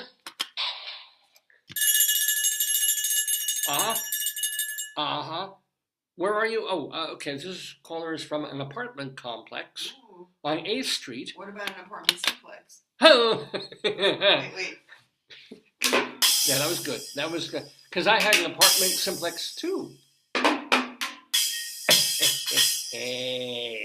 This is on 8th. By your foot, be careful. Oh, it's underneath your chair. Just be careful. Oh, don't trip. Yeah, he's fine. A caller at an apartment complex on 8th Street said that a random black suitcase had been sitting in the hallway for more than 3 days. The caller had previously seen. Okay, so there's one thing. Abandoned black suitcase is sitting in the hallway, fine, it's sitting there. The caller had previously seen the suitcase's owner taking rocks out of it and throwing them into cars and other units. So maybe that's like his storage area. How are you going to carry rocks around? You have to put rocks in something, I would think, right? You put rocks in a knapsack, it kind of hurts your back. Yeah. Maybe it has wheels, like it's an orthopedic suitcase. Your supermarket satchel, it gets one side, it hurts your shoulder. So you have a suitcase where you keep your violent rocks. You can't keep it in someone's vestibule, though. That's rude. That is rude. That was empty now. Put it in the mailroom, so it's out the way. Oh, yeah. Yeah. Or if you're going to having a night out, you should take it to a rock concert. Thank you. Next caller. Okay, I got the duty phone. Yeah. What is wrong with me? I did see, I wanted to share with you, that one of the contestants said they pooped on stage on America's Got Talent. You have to look that up. I want to look it up for you. Oh, yes. I saw Everything it. stops now to hear this because this is the greatest thing ever. Though, you can't play it. Contestant who pooped on stage during America's Got Talent. That is a talent. So they got nervous, or what happened? Or was this the act? American. Well, let's see if there's a news story. Can I just get news, please? Oh, here. Okay. I'll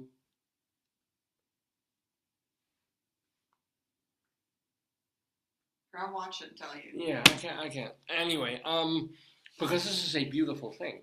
If this actually happens. America's got ptomaine. Yeah.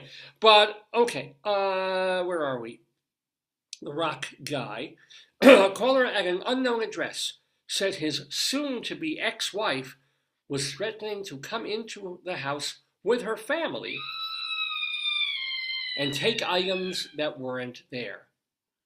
Now, see, this is all in the wording. This is where he poops and stop it for you. Yeah, this is why we have editors at newspapers, because it's like she was threatening to come in with her family and take items that weren't there. So, is it that she's threatening to take items that she thinks are there, but he's saying that don't exist or they're gone or she took them already?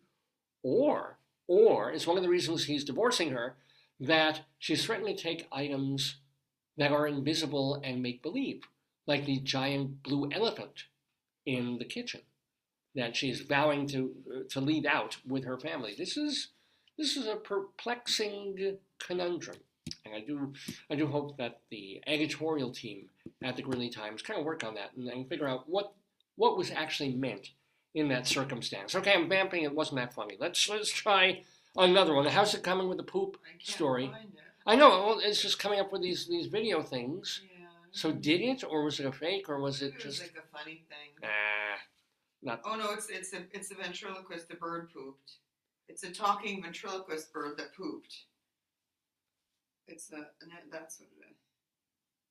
it is. We're living in end times. We are living in Ritzel times, my friends. This bird, I think he poops on stage. Does he actually? Well, I mean, I can't really show it. No, can't. But he pooped. The bird poops. You saw it. You watched him do it. No, that's what I'm gathering. Oh, it's from 2019. Well. Oh, this is the auditions too. This thing, amazingly, this did not make the show. Oh. So I'm going to lower your volume so I can just watch and see. Michael Paul. Does he poop? Oh, I can't. Let's watch. Okay, can it please load up? The stupid commercials for these kids with like swollen bald heads. Here we go. All right, they're watching. I will narrate to you. Act it out with goat. Yeah. Well, actually, some of the visuals I can show. It's just no audio because this will pick up. So there's Simon Cowell and all these people. There's a bird. It's pretty cute. It's pretty funny.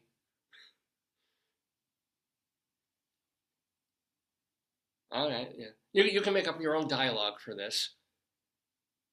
Yeah, it's pretty good with that. Oh. Yes. The days of Ed Sullivan have not quite left us. Well, that is kind of cool that we still have, this is the current idea of a variety show. I agree. Let's make sure of course I just put my finger on the thing that, come on. I just want to see the bird take a shit. Will you allow me to do that? Because no, the thing is 5 minutes long. I don't have 5 minutes to... you can look at it and report on it next time too, honey. Yeah. Remind me. You probably won't have to remind me. I'll remember bird shits on stage. He seems talented. He seems pretty funny. Can we just, it won't give me a full screen on it. Oh, there we go. All right. He's hypnotizing the bird. Oh, no. Presumably to take a shit. And now let's see. Come on, can we just scroll a little bit? Oh wait, they seem really, really perturbed. The judges. Okay. So this should be a moment when he craps. Hold on.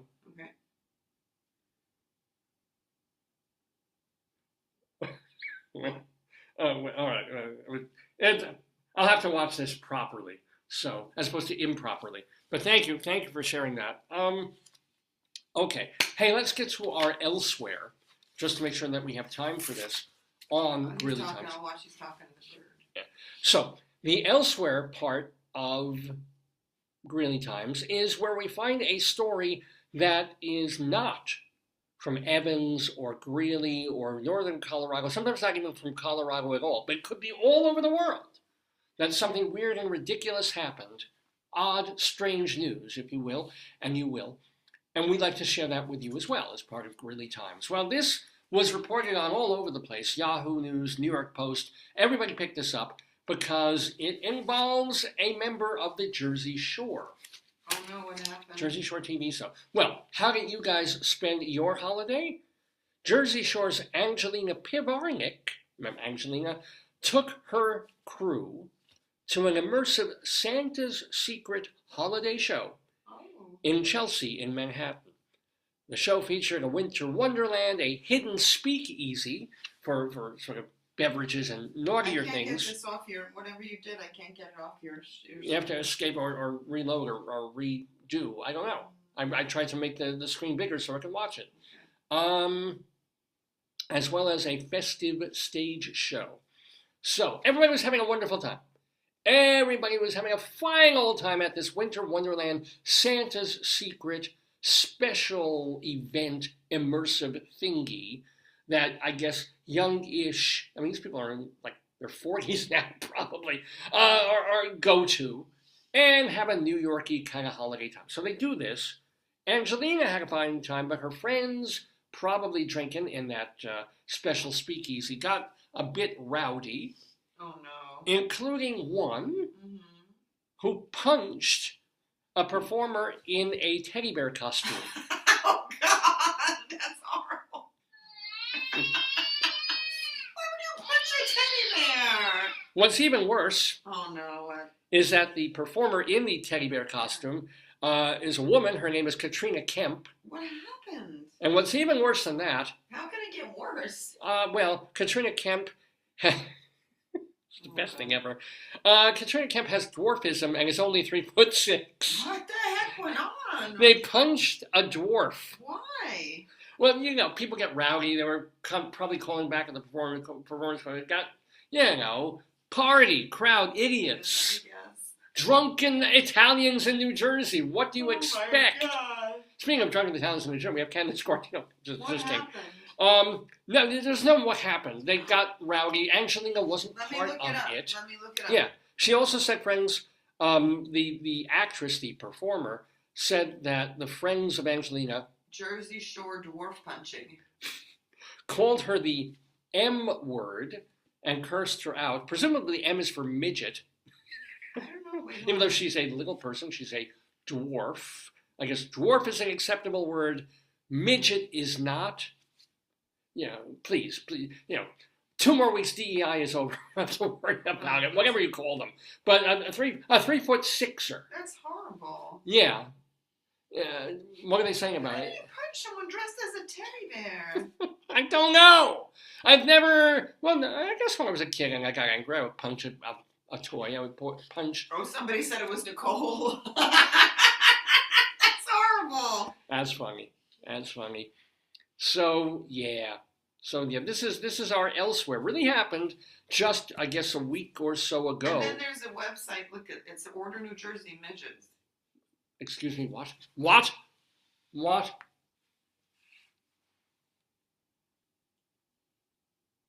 What?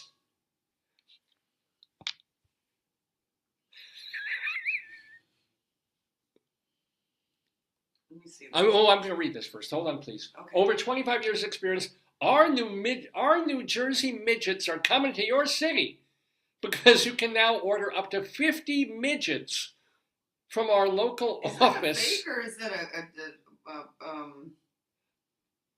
Order our mini operators. I'm imagining it's a talent is it like a talent company? Like yeah, you can hire a midget, not a little person. In New Jersey. Hosts or strippers, bartender. Oh, God. Entertainer, telegram, impersonator, prankster. About $400 for 1 hour. And tossing or bowling. You can't do that. Dwarf tossing, remember that? That's illegal, I heard. It's not illegal, it's just they kind of stopped doing it. $850. Wrestling and boxing. They go to New Jersey City, New York, Queens, Newark. They give all the places. Huh? My birthday. Costumes are free with order. Yes! Elvis Presley, Kanye West, Donald Trump, Joe Biden, Superman. My God. I'm going to hang out a rent midget.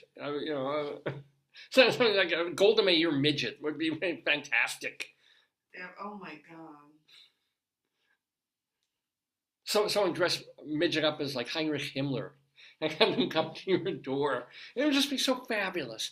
And they're literally, I guess, they're, shall we say, midget friendly, midget accepting, so that these are not dwarves. Oh, heaven forbid.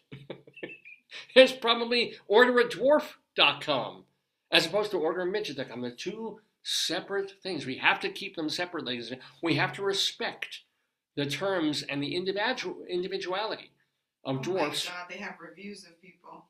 Well, yeah, are they great? Are they... We were in need of 2 leprechauns last minute for a party. We ordered them. It says, I have used their services. He does wrestling. Oh, of course, midget wrestling. That goes back to the 1950s. As well it should. So they're right near Kohl's and Macy's. That's good. They're in town in New York? In Jersey City. Oh, right. Sure. So if you want to order a midget for all your small-time needs, wouldn't you love to take a midget bowling? Take the midgets bowling. Take them bowling. That's a lot of money. $400 an hour, man. Hey, it's cheaper than a lawyer. And more therapeutic. Yeah. And they probably do more work. That's a lot of money. $400 an hour is a good job. Can I get a midget stripper for my birthday? No, $400 an hour is a lot. Yeah, people, this is what they think, You hire a consultant for something, it's $100, $150. You go to an analyst, a shrink. You go to a dentist for 50 minutes, and they're billing your credit card company $400 and your insurance provider. So midgets are providing joy in a little way, in a small kind of fashion. Oh, God. Let me just write to our guest to make sure that we're all set here. Yeah, maybe do they know how to... Do they know it's Christmas? Hold on. You don't have any emails from anybody. Okay.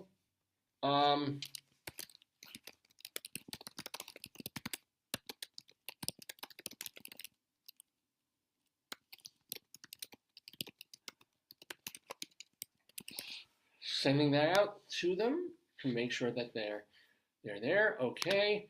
All right. Anyway, let's finish up Greeley Times here on this Dave's Gone By episode on this Saturday, January 4th, 2025, with another criminality item or two from Greeley, Colorado, as published in the Greeley Times. So, I'm sorry, in the Greeley Tribune.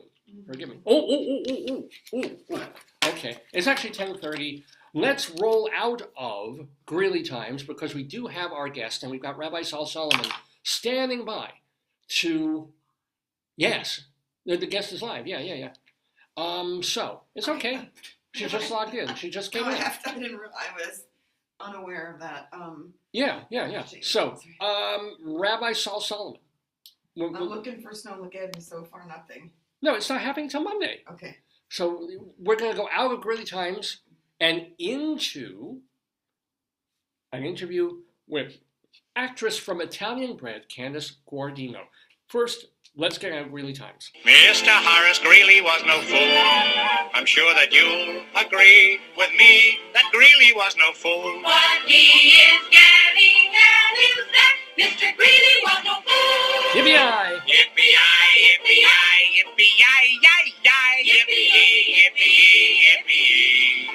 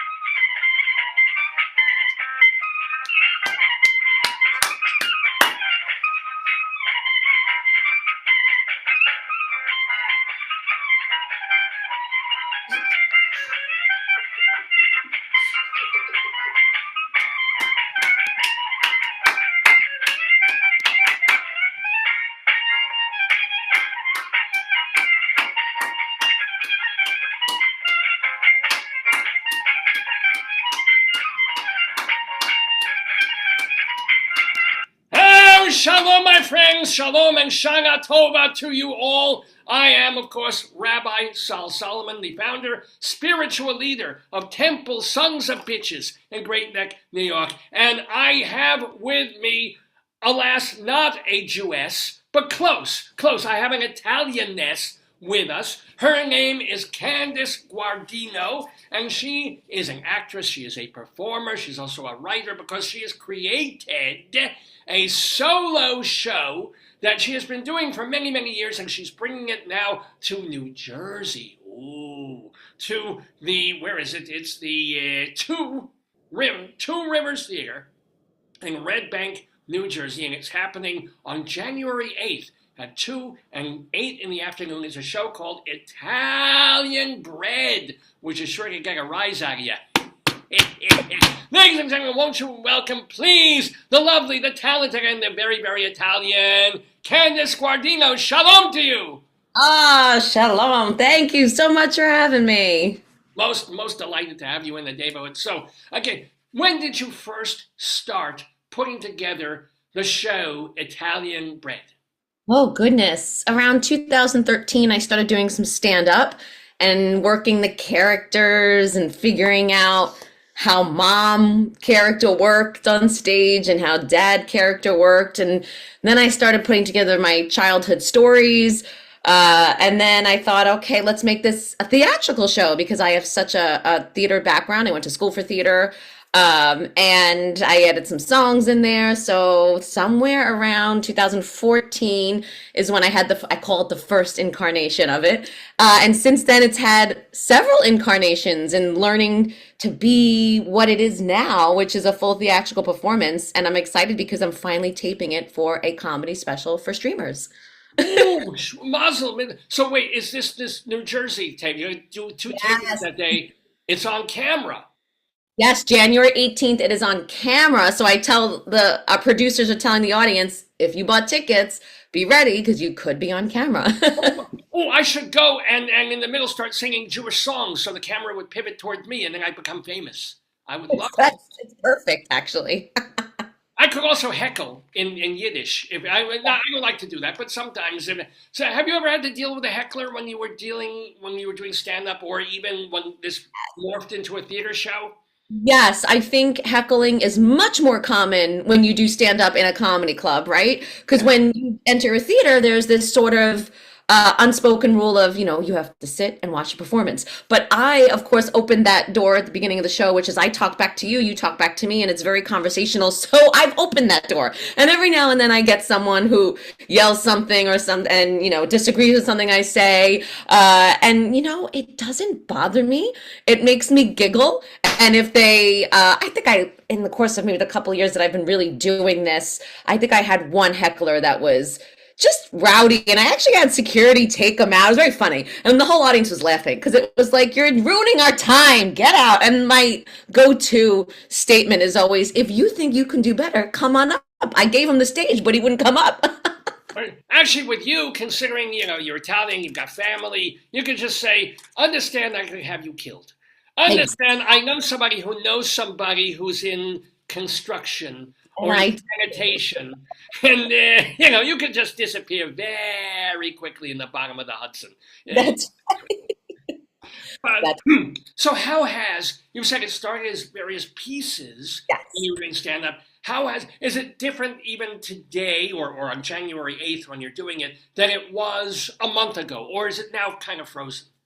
I change it every time I get up there, a little bit here and there. Sometimes I'll take out a story and I'll say, you know what?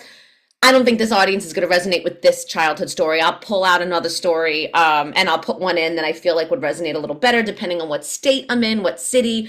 But mostly, I will say, if you've seen the show before, you'll come see it and you'll say, oh, I remember that character. You may not remember a story, but you'll remember the character. You'll be like, oh, I love that grandma character, or, oh, that dad character. I remember him.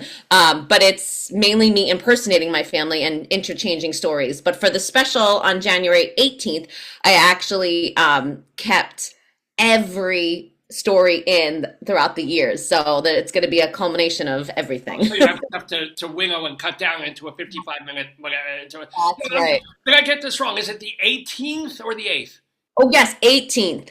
Oi, I'm sorry. How could I, of all people, not know that it's 18? Hi. Oh, I'm so sorry. It's January 18th. Yes, and every time you say oi or shalom, I'm giggling because my grandmother grew up, I should say she lived in an old Yiddish building in Brooklyn, and that's where I grew up. So for me, I actually say a few words here and there throughout the show, and someone will say, but that's not Italian. I'm like, yeah, but that's how I grew up. She used to use words like verschnicket all day long, so those are the words I use.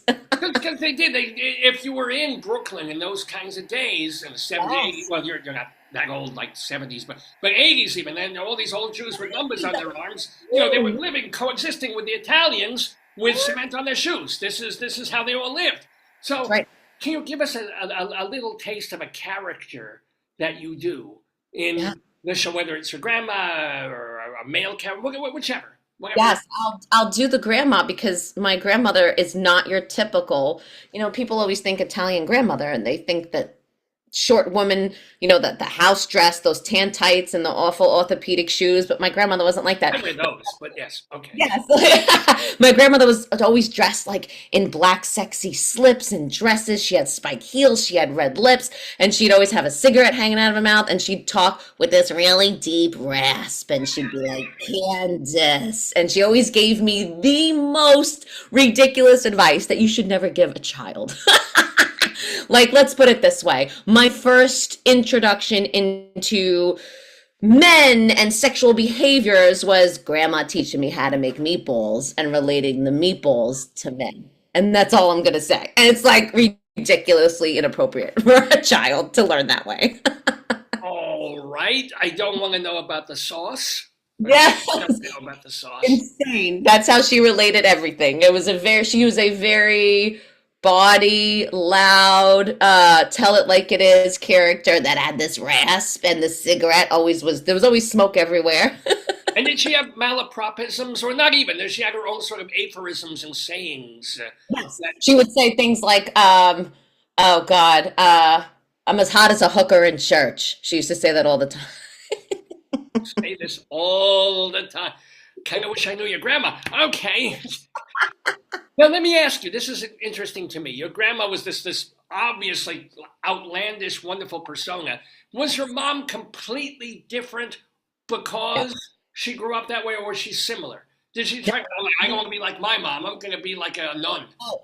Well, let me correct that, actually. This will make more sense to you. It was actually my dad's mom. So my mom's mom passed away really early, so I didn't have much of a relationship with her. My dad's mom was a single woman in the 50s, when my dad was born in the late 50s, early 60s. So like she was a single woman at that time, really unusual, right? Usually everyone was married, no one was having children out of wedlock, and she had this very interesting life. And then when he met my mom is a very reserved, quiet woman. When I impersonate her, I usually do a lot. I have I call it a big soprano voice, but I have like an opera voice sometimes, and I can make fun that I literally use that for my mom, because my mom's reactions to everything was always like, oh my God. And she'd be really nervous. And the energy of her was always like, I need everything to be white picket fence perfect. And grandma would come in and totally wreck that idea. And that is the culmination of the two women are complete polar opposites. My grandmother would curse like a sailor, and my mother would say, oh, shush, and go, oh, I can't believe I said shush, Wow, well, she's like Laura Petrie, my God. Complete polar opposites. Now, are your parents still with us? Are they still? Yes. Oh, yeah. My parents are totally still with us. My dad just retired this year, which is a very interesting. Parents in retirement is very interesting to me. So they are still here, and they are very much fans of the show. Yes. So I'm wondering if they go see it and they see not just grandma on stage, but themselves impersonate it. I will tell you, they were not happy in the beginning, because my mother said to me, all your talent, and all you're going to do is impersonate us? Like, you could do that at home. Like, my mother didn't understand it. And then my dad was like, don't embarrass us. That was the whole thing. Italians don't want to be embarrassed. They don't want to look bad. And if you're going to do it, are you going to make any money? Because if you're not going to make any money, why are you doing this? Like, they don't understand that. So I really had to hammer home that I think it will be worth it.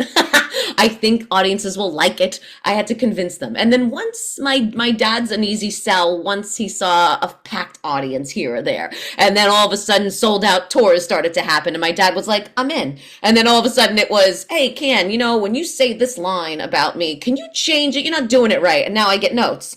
And I'm like, I'm getting notes from you people. You people didn't even like this idea. So now it's a completely different thing. We have T-shirts. They're selling the T-shirts. It's a whole thing. And this is what you want, of course. You don't want them hating. You don't want to go up on stage thinking, okay, I'm going to do something that my family hates. But we're going to do it anyway.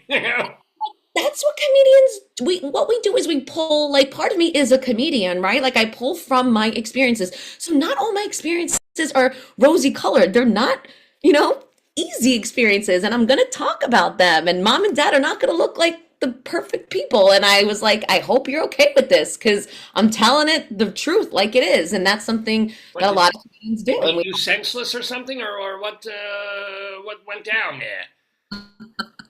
No, I just think it's the idea, right? That like nothing is perfect. So if you're going to tell a story, you got to tell the truth. You got to tell the grit of it. And that to me is what makes the show so relatable, is that it's really the truth. I didn't sugarcoat anything, and I didn't grow up in a household that sugarcoated anything. Oh gosh, no. Oh no. There was no like, oh Candice, you're amazing, and oh Candice, even though you didn't win that trophy, you should have. No, my dad was like, well, you weren't good. You're not getting it. And that was the energy I grew up in. But now you have a child of your own. So are they now perfect grandparents? Are they like Bill Cosby used to do the big about, how did these people turn into like angels when my children are around? I mean, is it like that, or? Yes, it's 100% like that. Bill Cosby is actually really right. They were not strict with us, but they were very tell it like it is. And, no, figure it out for yourself, all this stuff. And then all of a sudden now I have a little boy he's only a few months old, but mom and dad are definitely, grandma and grandpa, different people. I'm like, you come in here and you're giving him toy. You told us no growing up. Oh, no, you're not getting that. Oh, no, you're not getting that. Oh, yeah. And I'm like, you're giving him everything. And then when I take it away, Candice, how could you? I'm like, now I'm the bad one. There you go. But let me ask you something. Behind you on the wall there, that does not look like a couple-month-old thing. Is that your thing? In the red background and the child thing, yes. Yeah. Oh, it's not a child. It is a woman putting on lipstick. Okay, you drew that? You painted that, or what? Where did that? I thought it was your kid that they. What is that? So sweet. No, I bought it at IKEA. I thought it was. It looks like a baby with sunglasses on. Are we looking at the same painting? She's wearing like a schmata on her head. I love it. I love the word. I love it. So we're talking, by the way, with Candice Guardino. You're going to go see her on the 18th of January in the Two Rivers Theater in Red Bank, New Jersey, doing her show Italian Bread. But you did mention that you have a background already in theater. So where did you study theater, and what were some of your favorite roles when you were learning to be an actress? Yeah, so I studied at Wagner College, and I did musical theater there. I had a great time. I actually met my husband there, which was really a wonderful, pivotal moment for me. We have been together since then, so it's been such a long journey as like our relationship, which is really fun. And someone that understands your business is really important when you're, looking for that mate, that partner for life. They have to understand what you're about. So yeah, we both grew up in theater. And then I did a lot of touring when I got out of college. Oh gosh, I did a few of, I remember I did Blue's Clues tour one year because it was super fun. It was good money. I enjoyed it. I had a really good time. I did a lot of regional work. I did West Side Story. I played Anita at the time. Oh goodness. You were an Anita in a touring West Side Story? I was in a regional production of West Side Story. Super fun. Now looking back, I probably wasn't the perfect person to cast because I'm not at all Hispanic. But it's fine. I mean, Jews and Italians close. Hispanics and Italians a little bit more. I don't know. It doesn't. But I grew up as a dancer as well. So like I danced competitively for so many years, and then started to sing in my later years, and everything kind of came together in my later 20s. And that's when I sort of had, for me, I always talk about the pivotal moment where I was getting like a lot of work, but I wasn't getting to the level I wanted to. And I was the auditioning, I was getting tired of the auditioning. And I thought, the callbacks all the way to the end. Oh my God. And I was getting a little like, all right, I'm getting impatient. And I had a moment where I said to myself, I don't want to waste my best years standing in line, even though there's nothing wrong with that. And some people don't waste their best years. It happens perfectly, but it wasn't happening for me at that time. And I thought, all right, I'm going to do something for me that I've been writing stories, and I've always been a writer in some way. I wrote a few books that I've, been holding on to that I'm like, I want to publish at some point. I'm a very timed person. My husband always jokes like that. I don't just rush. I take my time and figure out when I want to do these things. So then that's when Italian Bread started to come together. I started to do stand-up, and that was kind of a pivot from theater.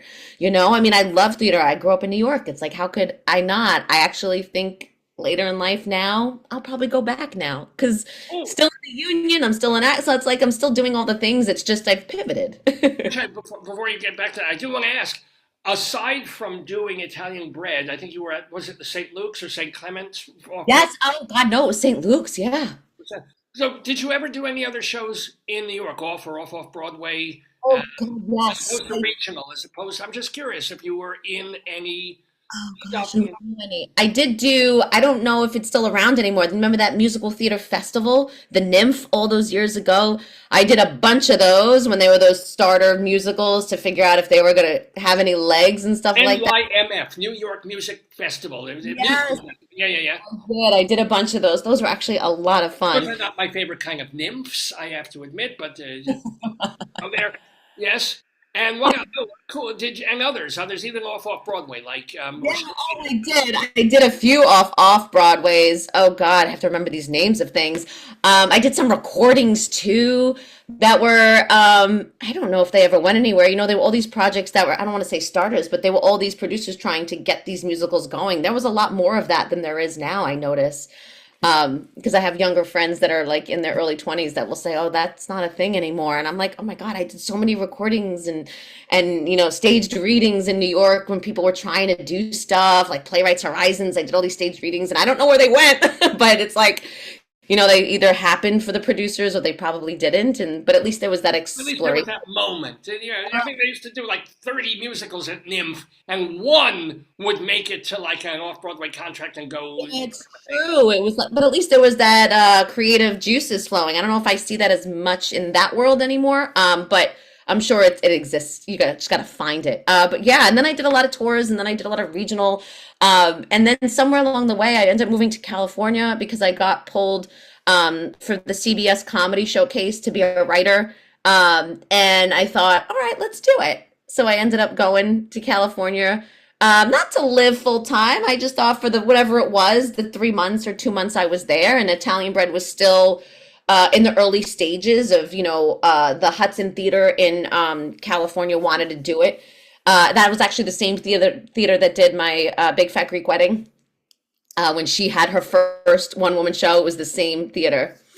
And they know the market, they know the audience. They this Mardalos' thing this is the same, but with a different thing. Because Greeks and Italians, Puerto Ricans and Italians, not so much. Jews and Italians, definitely. Greeks and Italians, oh my God, same olive oil. Really, basically the same exact thing. Yeah, it's totally true. And I felt like, all right, let's do it. And so I was a writer for the CBS Showcase, and then I was doing the stage show with the Hudson. And then somewhere along the way, I ended up writing a few scripts that got purchased. I don't think they ever got made, but I was selling scripts, and I was like, oh wow, this is a world for me. And so I always kept Italian Bread alive because I felt in my back of my mind, I'm going to film it for streamers or some sort of cable one day, and I really want to get it out there and the exposure to that level that I want everyone to see it. And finally, because it's a word of mouth sort of show, someone will say, oh my God, I've heard about your show, but I've never seen it. So I thought, okay,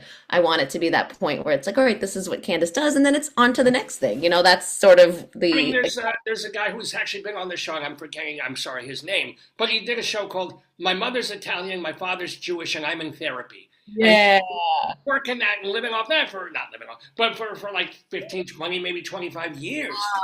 Wow. Same kind of idea. Solo show. Yeah. Biographical, a lot more jokey perhaps than yours as opposed to characters. But yeah, it's that. And you find a niche audience, and that's a big niche. Yeah. That's the point. It is. You sort of have to find what you do really well, right? Like I would always say, someone would say to me, oh, so you're a one-woman show. And I would say, yes, but also for me, it's more like a theatrical experience. I've always came and saw a comedian. It's funny. You do a lot of laughs. Or I came and saw a one-person show. And yes, it's a show, but to me, it was a theatrical experience is what I wanted to create for my audiences and for what I do, because I don't just tell jokes. I don't just sing. I don't just do this. And I wanted to story tell it all together. My favorite is John Leguizamo's. If John Leguizamo could sing, I think I would say that is exactly me. I remember seeing, or Dave, the producer of this program, I remember seeing Mambo Mouth when nobody had heard of him. And it was just, he knew immediately. It's like, oh, this guy. However, again, not quite Italian enough. No. This guy's very, very Puerto Rican. It's very far from the Italian-ness that he was looking for. Yeah. Yes, absolutely. So originally it was supposed to be called Pasta Mouth, and then he changed it to Mambo Mouth because he knew that it wasn't going to be. So let me ask you also, so having been a stage performer regionally, you talked about hecklers and stand-up performer, what are some of the funny, amazing, ridiculous things that have happened to you or to the people around you when you've been in shows, when you've been on stage, any hell nights, any nights when scenery fell or something happened or what? Yeah. Oh goodness. So this goes way, way, way back. But my very first tour, I think I was still in college at the time. Like I said, I did a tour of Blue's Clues. It was that children's, I call it an extravaganza because it's like Madison Square Garden arenas you're filling with these thousands of children to come see this.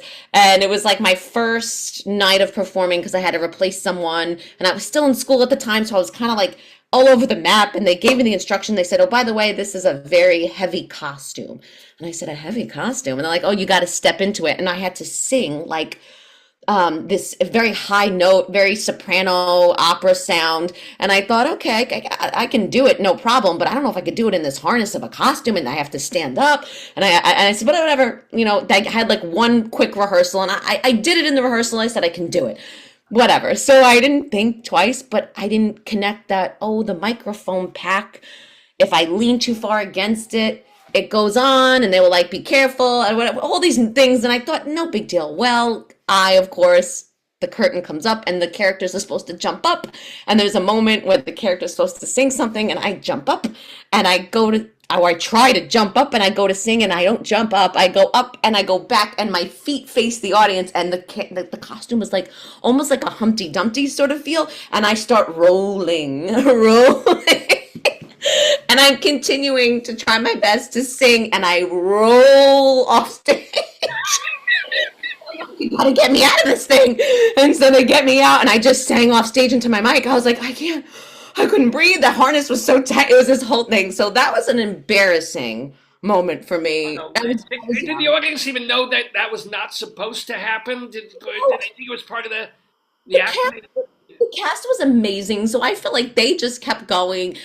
There's so many kids in the audience, with those light things. So I don't think anyone connected, but I was so embarrassed. I'm like, at that moment, I was like, I'm an artist, and this is embarrassing. I'm like, if you're appearing in the touring production of Blue's Clues, at that moment, you're maybe not an artist. Right. I was like, Candice, let's check yourself for a minute here. Did you have to do that again the next show? Yes. And figure out how to do it right? Or yes. So you got to shot. I actually went to the stage manager. I was like, I need more rehearsal. I was like, just put me on stage a few times alone, and I had to do it a few. I'm like, I can't just jump. Oh, I wasn't ready. It was too scary. But it got better. So that was definitely one that I will always laugh at. I'm like, oh, there's Candice rolling off stage with an arena full of thousands of screaming kids. That was one. And my heckling ones, I have, so many. But one in particular, I'll never forget. I was on tour. I don't remember. I want to say it might have been Chicago.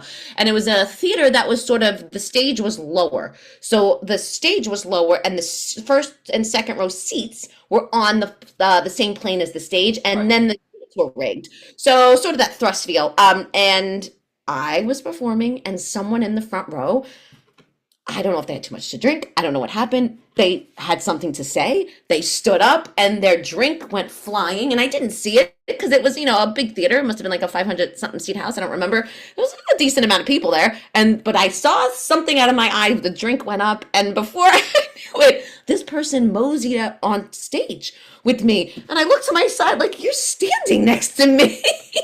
So I had to improvise them back to their seat, and then they repeatedly keep trying to get up and jump on the stage, and I was like, oh my god. So then we had to eventually have that person move, but I think they were very drunk. I'm not from what I got. Yeah, well, they would have been drunker had they not splashed the drink. That would have been in them and maybe made them pass out. At one point, I actually started laughing, and the audience really started laughing. I have a chair on set with me. It's a very minimal set. I had him sit down in the chair. I'm like, could you just sit there so I can finish this? Because I need to finish this part and get to the next thing. And then I moved him on out. So this was doing Italian bread. Yes, this was doing Italian. Now, let me ask you, here's the thing, that you've done this show, as we've said, since 2003. You were starting. No, 2015 is when I started actually going into other theaters and figuring out the world. So 2015, I didn't start touring until 2017. But have you, between then and now, had other solo performances or other pieces that you've written? You're concentrating on Italian bread, but once you do one, isn't there this desire to create these other shows? So what's happened with those?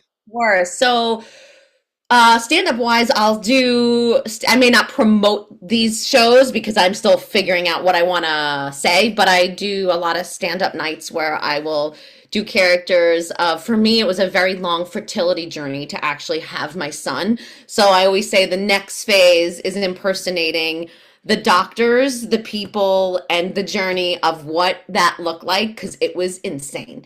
No one would believe me, to the point where there's this one particular moment that people would laugh is that, as a woman, you got to go to a gynecologist. It sucks. The one doctor I went to, I put my feet up on the stirrups and the light broke to look, up your hoo-ha. He took out his phone and went light. And I had a moment when my legs were up, and I'm like, is this happening? And I'm like, how do I even, my brain, I'm not a very quick reactor. I have to, understand what just happened before I open my mouth. And I was like, what in God? And he's using his phone. And I made a joke, but I was very serious. I was like, listen to me. If you flip to pictures, I will sue you. And he like kind of giggled, but he used his phone. He's like, I need a light. I was like, oh my God. And he was a crazy doctor. I had such crazy experience. Yeah, wow. I mean, it's lucky you weren't pregnant during Blue's Clues, or else he would have used a glow stick. Like, exactly. So like these characters and stories that I'm working on, I just think it's the next phase. This is a beautiful way, not to say goodbye to Italian bread, but it's almost like, okay, here's my childhood trauma, which I will always talk about, and these characters will always be a part of my world, but it's now the next phase of stories is the next phase for me of my life. I mean, marriage, child, all of that is just the next phase for me. You mentioned that you met your husband, was it Tom Felici? Yes. Feliciardi, it's a long last name. It's an Italian name, not Puerto Rican, Italian. So he started in theater too. What does he do? He manages some of your thing, because he does. Oh gosh, he does so much. Every morning I tell my mom, I'm like, if I wake up and he's still next to me, I'm like, oh, it's a good day. He didn't leave me yet. It's like a lot of work. But he does so much. So he books out the show. He actually, in the beginning of the stages of Italian Bread, I used to hire stage managers to come in, and we have this program called Q Lab where all the music cues, the lighting cues, sound cues, it's a very theatrical show. There's over like 200 cues were built into this program, and they would call the show and, like call the cues. And I started to realize I'm hiring these people. Yes, it's costing me money, but that's not the issue. They don't know my personality. They're meeting me and I'm saying, here's the lighting cue, follow the format, but they don't know my breaths. They don't understand my isms. When I pause, why I'm pausing, he knows that so well. So I actually one day a few years ago was like, can you do it? And he said, but my husband's a trained theater actor. He was like, I've never done the backside of this. I said, well, let's try it. And we had a show. There was a ton of people in an audience. And I said, if I flop, I'll flop so big and we'll do it together. And we laughed, and it was the best show I've ever had. And it was because every cue was on time, and it was because he understood me. And he understood the show so well that I said, you know what, from now on, it's you. And so I roped him in. I said, it's you. So he calls the entire show. He lights the entire show. He does everything. So I got very lucky with that. And he knows your isms. This is an important thing. You don't realize it, and you don't get that benefit. When you're touring one night, it's very hard to pull a different stage manager from each city to be like, hey, I'm going to be in Chicago in April. Can you call the show? It's really hard. And then I'm going to be in, Washington in May, and then I have a different stage manager. So it's very hard when you have that Broadway show and you're sitting 8 shows a week. That stage manager learns your isms, or whoever's, it's wonderful. You have that chemistry. So for me, I needed that in order to get this show to the level it needed to be of professionalism. And that's why it worked. Now, can I ask you also, you kind of mentioned in passing that you have written books. You haven't published them, you haven't given to them, but what are the books like? Are they, yes. What is it? So I'm a big fan of comedy essay books. If you've, I'm trying to think of an author that I love to death. Jim Gaffigan, Tom Papa, maybe. Yeah, Tom Papa's great. I love him. They're all so great. But I love essay forms. That's how my show is. I call them vignettes. They're still stories. They're all in essay form. And that's what I did. I wrote a book that I'm looking to publish. I think in the next year I'm going to publish it. It's called Call Me Candy, and it's, I call it reason number 137 why I'm in therapy, because my, given name is a porn name, but that's besides the point. Do you know what it's like being called Candy at fourth grade and something? It was awful. By your grandmother. So that's a, yeah. Who's talking? I mean, yeah, let's face it. She would know. No, I'm kidding. It's pretty awful. So I would say this book is a culmination of all different essays and comedy essays of growing up. Something to as simple as unfortunately getting my first period, to as complicated as getting stuck in the Blue Grotto in Italy with my husband, in the little boat, and it was a ridiculous rescue, and all the ridiculous things that happened to me that I have to think. Venice, you got on one of those little gondola things, or no? What's the Blue Grotto in Italy? What is that? We were in Positano. It's like Capri, actually. It's a little island off of the Amalfi Coast, and it's a small little boat. You know, I'm a realistic person. This boat was smaller than my husband. My husband is 6'4". I was like, you really want us to get into this little boat? I call it the tampon boat. It was like a little tampon. I'm like, you want me to jump in this boat? And they're like, yeah, no life vest, no life vest. I was like, no life vest? Give me the damn life vest. Well, like the boat could absorb all the water. And 100%. I was like, give me the life vest. No life vest, no life vest. And then you have to lay down on this way, and you have to row yourself through the bottom of the hole of this giant cliff, and then when you go in the hole, and inside is this beautiful, they call it the Blue Grotto, because the cliff actually opens up on top, and it's gorgeous. We got stuck. It was awful. It was like the worst.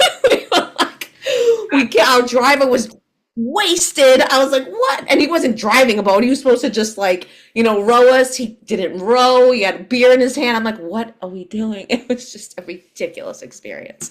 And then I tell, a story of as simple as like, I tried to get Botox for the first time, and I went and met this great woman, and then I go back, make the appointment, and she died. She just died.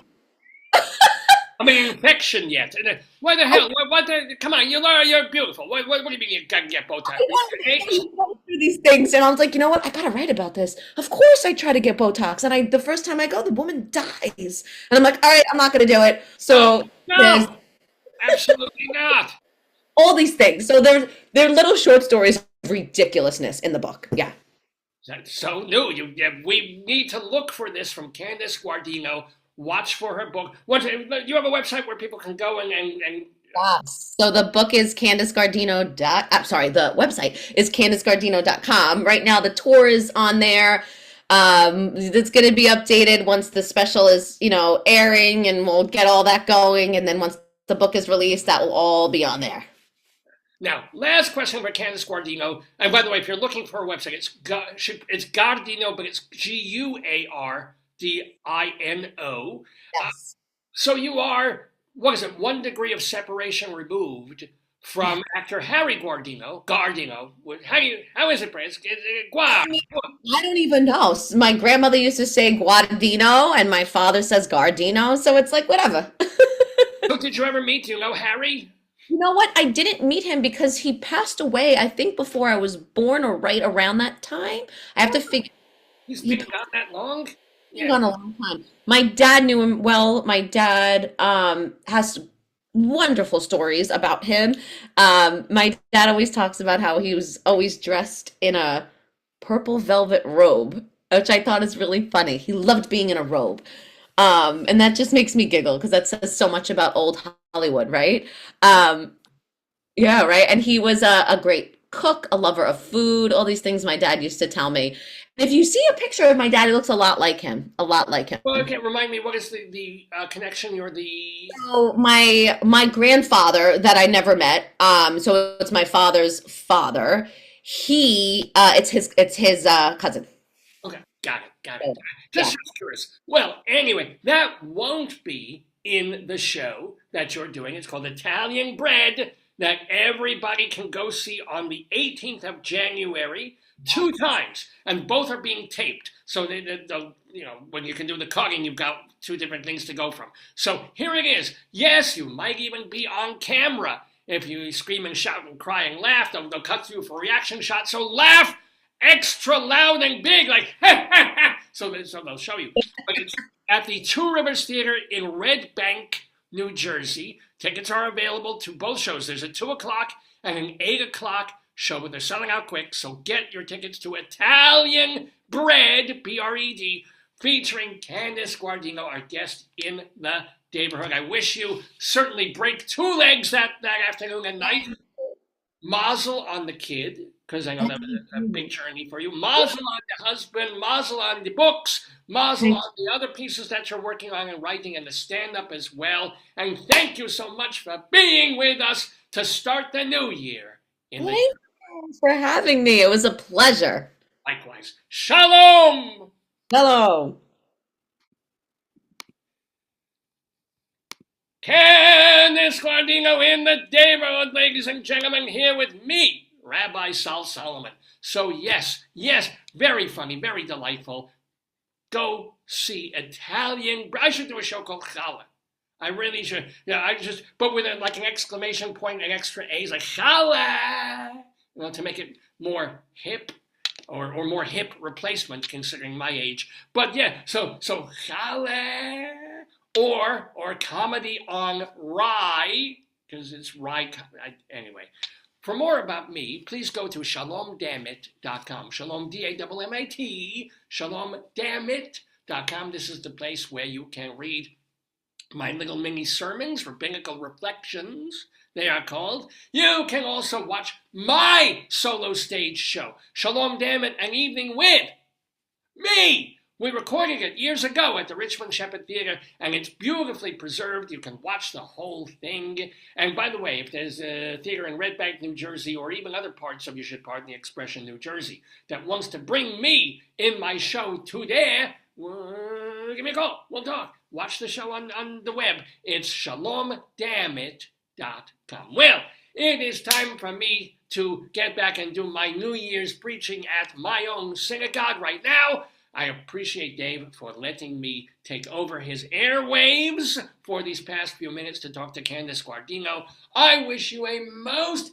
happy and healthy Shana Tova Tikatevu. I don't know what the last part means, I just say it. But Dave is coming back to do more of this program. Dave's gone by, and you'll see him in just a moment or two.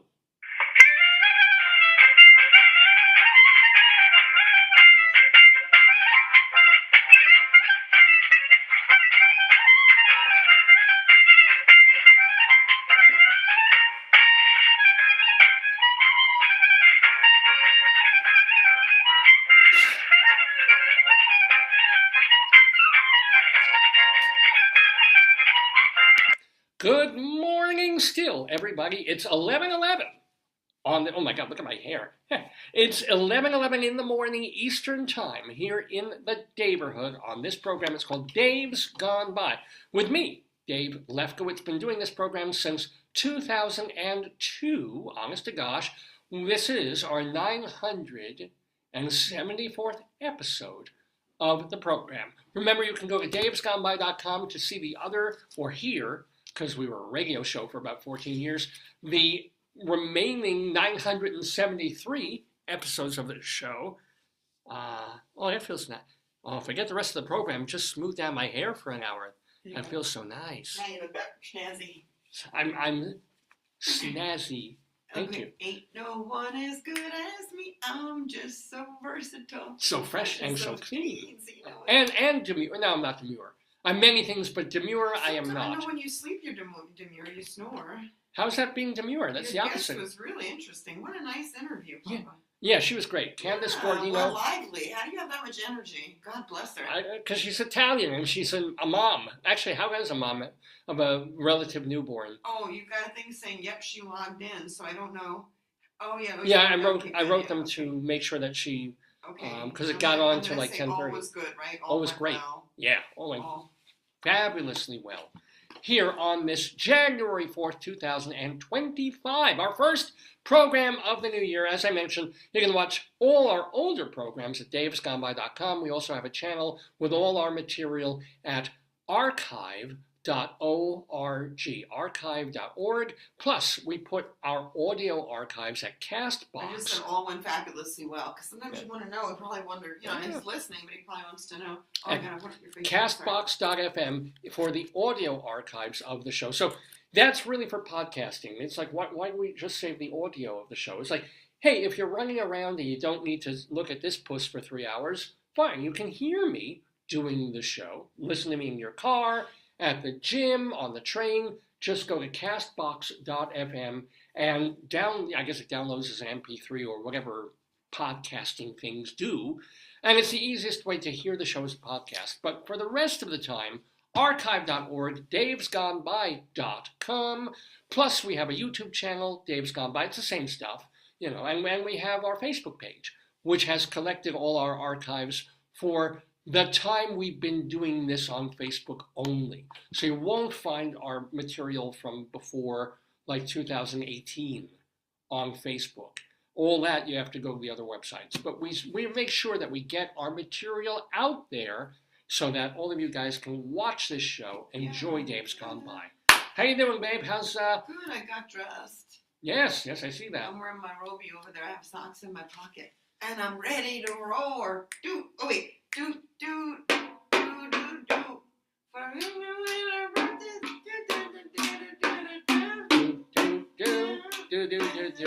I remember New Year's 1999, man. It astonishes me that was. Pull this knob off on the air. I can't. You can't pull my knob off on the air. They'll throw me off Facebook. No, I think it's. I did it. Yay! I'm going to use the new drum set. Here, okay. Oh boy. Wait, Here we go. Give me a second. No, not right. Oh, she's got to put the cymbal on. Takes me a little minute or so. It's a symbolic act. No, it's not. It's actually the most important thing. Because we lost the knob on the old one, and that's the real problem. Yeah. So you're going to switch? You're going to just leave the old one behind? No.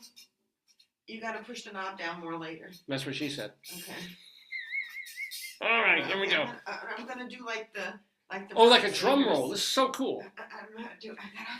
I got a lot of. I don't Here know we go. who, Oh boy, she's got wow, four. they're even different colored things. Wow, this is okay. Okay, ready? Here we go. Yeah!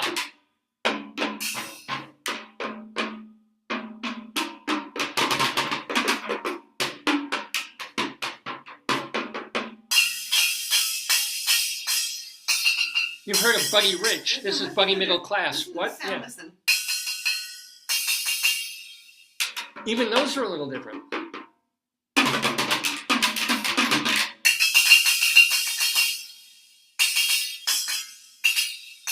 That has a little more of a metallic ping to it. Oh, those sound totally different. Those skins are different. Oh, that one's richer, but that one's okay. This one has a bit of a stronger sound, but that has more oomph.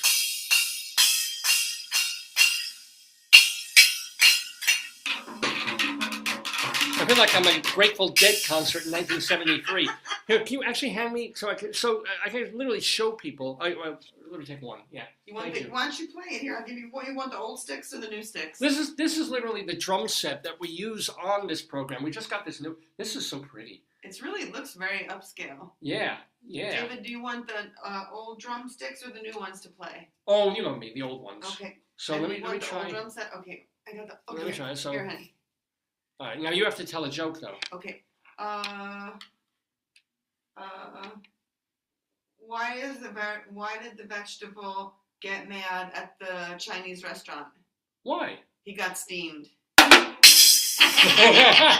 was good. That was good. I had to come up with that quick. Yeah, no, that was very, very nicely done. Okay. Do you have another joke by any chance? I know it's tough to on the spot. What's invisible and smells like carrots? What? Bunny farts.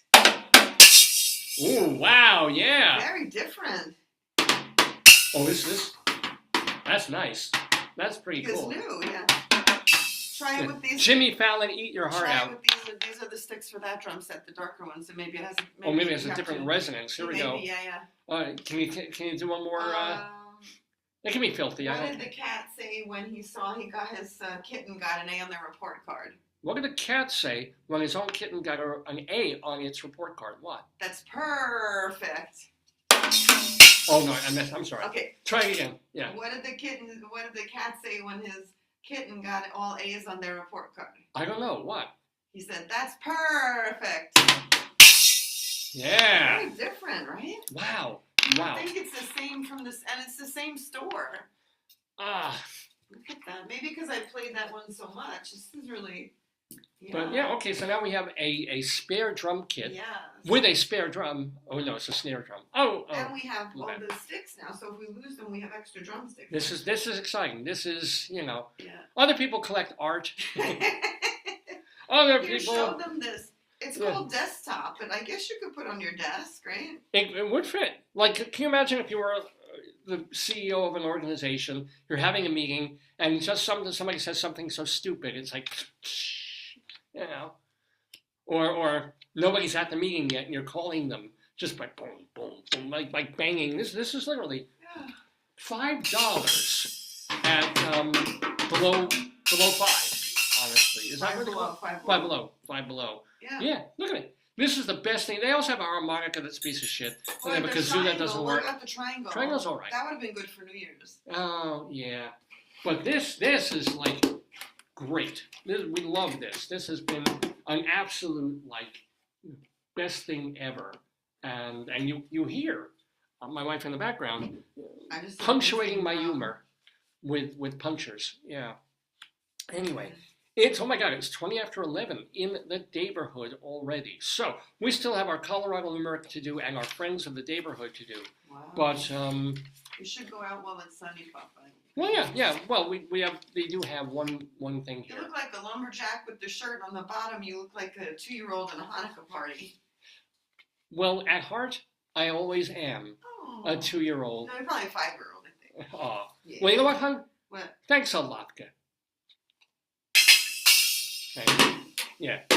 Oh, yeah. Give it to me. Oh. Let's see if I can do both at once. Yeah.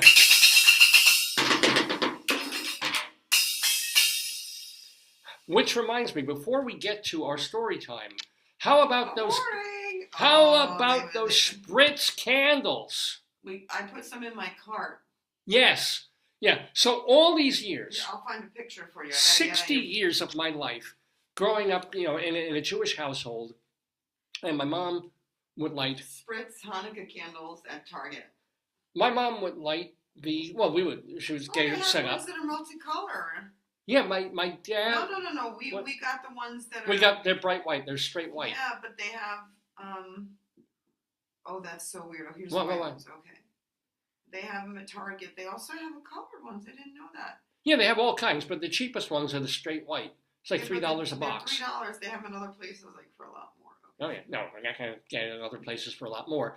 But Target has these candles that are made by Spritz, this company called Spritz. And they make a lot of cute holiday things. But if I tell you, I grew up, and what candles did you get for Hanukkah? Why, the box of Manischewitz. They're all sort of like whirly-twirly, like braided like challah.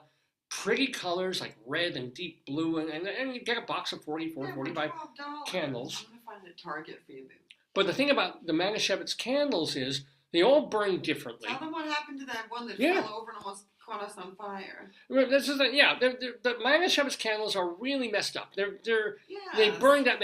You can't hold a Manischewitz candle, and I knew this in my preteen years. You light it, and the wax starts dripping down onto your fingers before you've even blown the match out. It's kind of like and so you turn. So you don't want it dripping straight as you turn it, and then it's even worse because when you tilt the candle, now the drip is going down the side of the candle. It's going all the way up your arm, and you're screaming and just trying to get the shamash onto these other candles and get them lit. It's awful. Too. They have a lot of nice candles, David. That's why. But for years, Manischewitz was the only game in town for Hanukkah candles. This is what you got. You dealt with. Being Jewish meant coping with pain.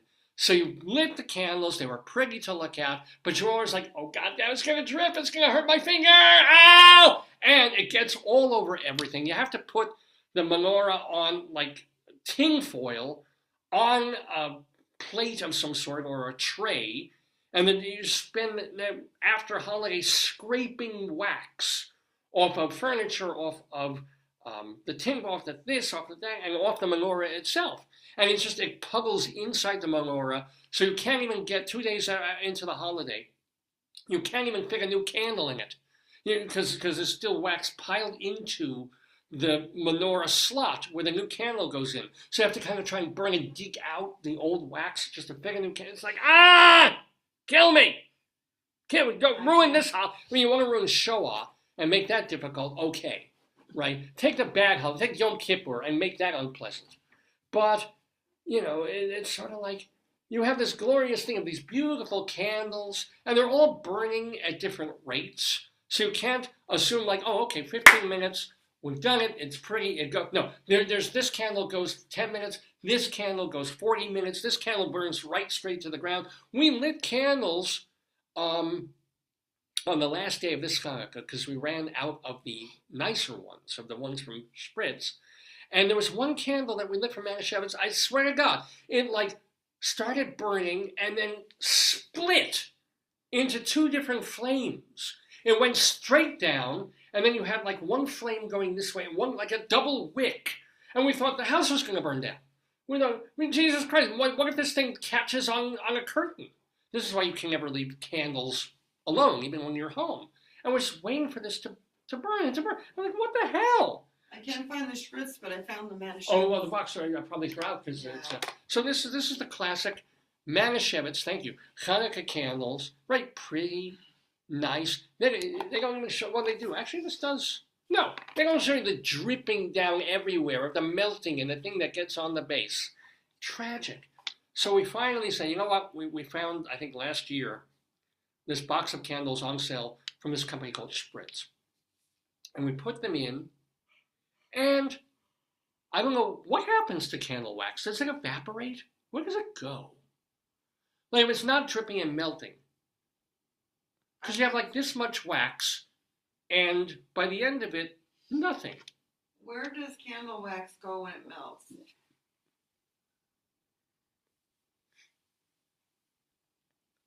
Because it doesn't. Oh, shit! Oh. Thank you. Sorry, David. When a candle melts, the wax doesn't go anywhere. It simply changes from solid to liquid. It remains wax in melted form, and when the flame heats it further, it vaporizes as carbon dioxide and water vapor. Because you wonder, like you melt something that should still have as much stuff. It's just melty stuff. Well, when an ice cube melts, it becomes water. Or like in the bathtub, things become steam. Right, but in this case, this case, most of the wax just goes away. Did I miss evaporates. the Heinz story? No, you didn't miss the Heinz story. But anyway, just gotta give a shout out to Spritz, because for the first 7 days, we didn't have enough candles. For the first 7 days, they burned, no finger problem at all. You could hold the thing, it was just kind of like, oh, this is pleasant. You could tilt it to light the other candle, it was lovely. You watch them, they all burned down. There was one Spritz candle, though. I swear to God. The others burned down in about half an hour. This one went for an hour and 20 minutes. They make birthday candles. They make all sorts. I think so. They're known for their candle making. We were trying to busy, like preparing food or something. We couldn't leave our living room because there's like this one candle would not go. All the others had burned out a half hour earlier, literally, and this one wick would still be in a little blue glow, and the watch pot thing. We were just kind of like, okay, go out. It's going out. No, it's not. No, it's not. So that was kind of cool, actually. So Spritz candles, highly recommended for your they're beeswax. That's why they're good quality. Oh, yeah. I'm looking to see, like, the Spritz Hanukkah shop, if I could. Oh, yeah. See if anything's really on sale now that... No, I have a $3, and they're... yeah. If they have the candles in my cart, but I can't find them here, so... Oh. Yeah, and you Googled all over the phone. That's what I do on the phone, is Google. Anyway, it's almost 11:30 in the morning, so it is time to get to story time. The potatoes we kept the potatoes out of the room. We don't even have a potato on the table here because this is how they're reacting to. I know potato. Oh God, help us all! Let's do one more chapter in the book of hydrocephalic H.J. Heinz here. All head, no body. I ain't got no body. On StoryTime on Days Gone By. Tell me a story, tell me a story, tell me a story. Remember what you said. You promised me, you said you would. You gotta give in, so I'll be good. Tell me a story, then I'll go to bed.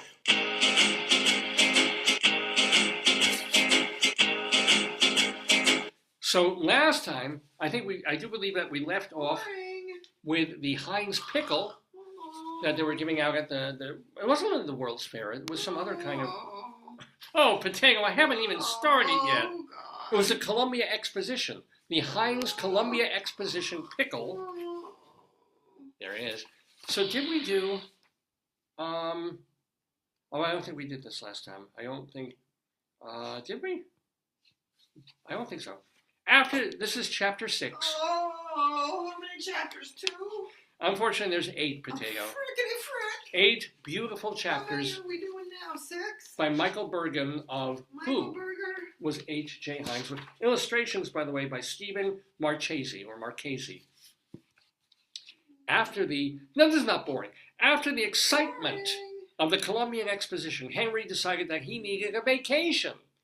So early in 1894, he went to Europe, Egypt, and the Middle East. Oh, boring. Henry, who was nearly 50, Near death. traveled with 2 of his children and a niece, Sally, who had not been feeling well, stayed home. Well, I think we have some tragedy here. Okay. Show that. She's not been feeling well. Wait, this has the skibbity toilet. Yes. Because she's not feeling well. Oh, poor, yeah, Sally doesn't say what she had. Might be a really bad hemorrhoid. Henry played tourist among the famous pyramids of Egypt, and he bought souvenirs to send home. But he couldn't seem to stay away from work. In Germany, he took orders for a new customer, and when he returned to Pittsburgh, Henry threw himself right back into his work. Throw yourself into the work and never call to Boom, boom. He set out on a U.S. tour of his factories and rural salting stations. Now that's my kind of fun. The end of 1894, however, brought great sadness to the Heinz family. Yeah. And Henry's wife, she was in a big pickle. Sally was still sick. Her temperature rose. She developed pneumonia, which is a lung disease. So it went on for a long time.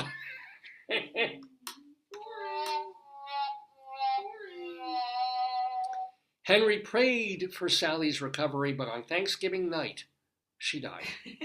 That's funny. This is a horrible story. Why would you write this for People children? die. This is the life of H.J. Heinz. Children. This isn't meant for like 6-year-olds. This is it's a 100-page bio book. People die. Sally Heinz died on Thanksgiving of all days. So the day of her funeral, Henry wrote, was, quote, the darkest day we ever knew. To take his mind off his sorrows, he hired a couple of large-breasted whores. What? No. Oh, God. Henry focused on the company, plunged into his work. Oh, God. It's horrible. The country... It's a horrible story. It's a life story. This is what happens. The country was once again going through hard economic times as it had back in the 1870s. We heard about that previously. But this time, Henry was one of America's wealthiest people. And the H.J. Heinz Company increased its profits every year as new plants equipped with machines helped cut costs of producing Heinz brand foods. Henry also continuously added new products, such as baked beans and I soups. hate them. Now, wait a minute, Potato. How is that boring? How is you hate baked beans? Oh, my God, Lord, this is stupid. It is not. Stupid Beautiful. Shit, I hate it. Fucking shit. Potato! During the last few years, I'm a 60-year-old. During the last few years of the 1890s, Henry repeatedly showed his genius, and then they told him to zip up and not do that, for promoting the Heinz name. While visiting New York City in 1896, he saw a sign advertising, quote, 21 styles of shoes. Well, he thought of the many different foods that he I sold. hate this show. He knew he had more than 60. Oh, no. But check this out. Are we on chapter 10? We're almost finishing chapter Can't 6. take it. No, you're going to love this, Potato. This is wonderful. Much. Heinz had more than 60 products already, No, but Henry just thought the number 57 sounded right. because he can't count. Instantly, Him.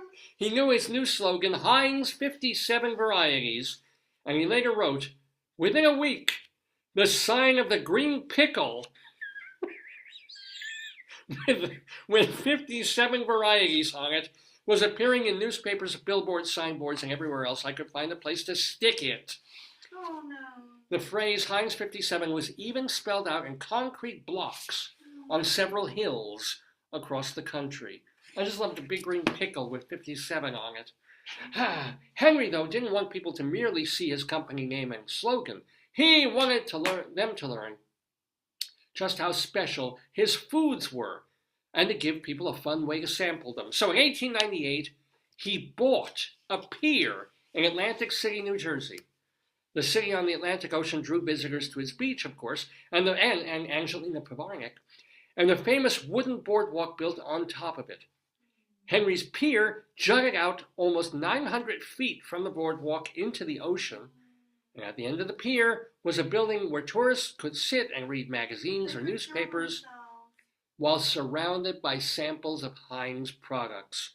The rooms were also decorated with art, and at the far end of the pier sat a large building with huge windows that looked over the ocean. In it was a hall where visitors listened to talks about the Heinz Company and its many operations. Tourists could even place orders for Heinz foods to be delivered to their homes. So during the summer, 15,000 people would visit the Heinz Pier every year. Jump off and kill themselves for boredom. Potato thinks it's boring. Even people who didn't walk out onto the pier could not miss the big electric sign that sat on top of the large building. It said simply 57. And tourists who came to Pittsburgh could see the Heinz factory in operation for themselves. Too much. Oh, come on, Potato, this is what you want to live for. It's not. Potatoes want to see the Heinz factory. No, I don't. We just want ketchup, really, son. Among U.S. industrialists, the men who built large modern factories, Henry was the first to open up his plant to visitors. Oh, God. He wanted, nobody else wanted to go there.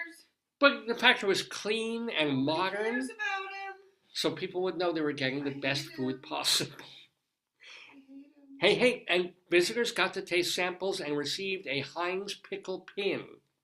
By 1900, 20,000 visitors took the factory tour each year. This is going to be like, I want to visit Israel and Australia. This is so boring. I can't take it anymore. We want to maybe see Pittsburgh again. We want to go back to Italy, of course. But one of our pilgrimages, our Mecca, is taking the potatoes to the Heinz factory.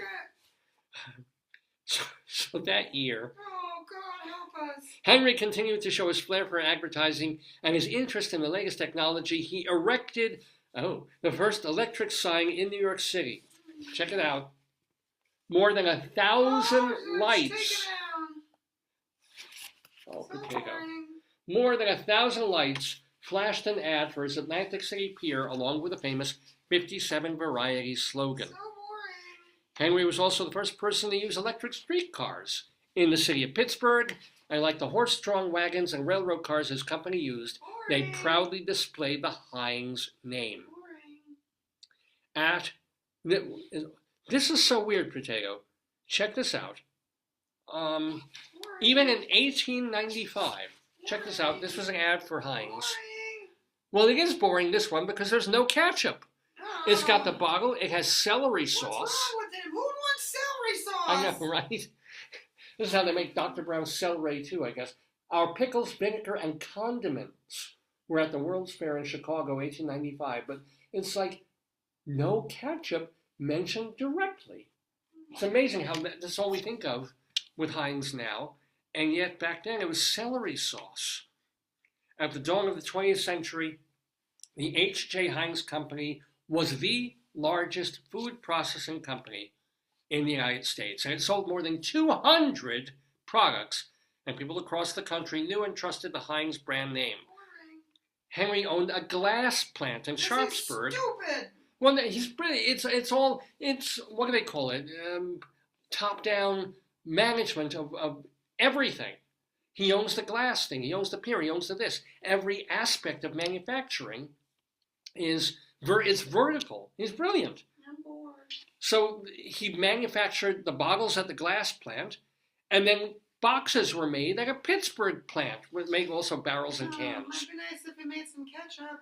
More than 20,000 people helped harvest crops to make ketchup. And another 2,800 people worked for the company year-round. Henry could not have imagined creating a company of this size when he was first making horseradish in the family basement. Now he was the head of a food empire. No, he wasn't. End of chapter 6.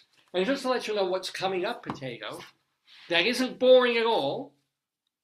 What? Chapter 7 is the fight for pure food. Chapter 8 is his final years. If he fought for food, your food waters, they got corn syrupes. Well, yeah, but not in the... Look what's coming up, Potato. I'm going to give you a sneak preview. Just look, Potato. Look how beautiful. See, this is coming up soon. Not yet. Maybe not next week, but maybe the year after or the week after. We're reading the Who HQ biography of who was H.J. Heinz. Who, what, where. And there he is with his little cart and his great big head. Not to mention, you know what? Not to say anything, but check this out. Here's our calendar. Please notice the calendar where the guy puts butts on things. He's happy about it. Look at H.J. Heinz's chin. He's happy about it. H.J. Heinz's chin is essentially an ass. No. When you think about it. Anyway, you don't want to think about it. Whoops, dropped the book. I'm Dave Lefkowitz, and you're watching The Dave's Gone By Show, live on Saturday, January 4th, 2025. It's our 974th episode of the show. Remember to find out more about me.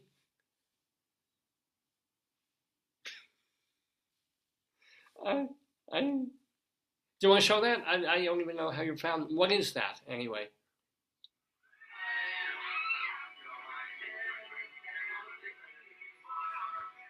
I can't make it out.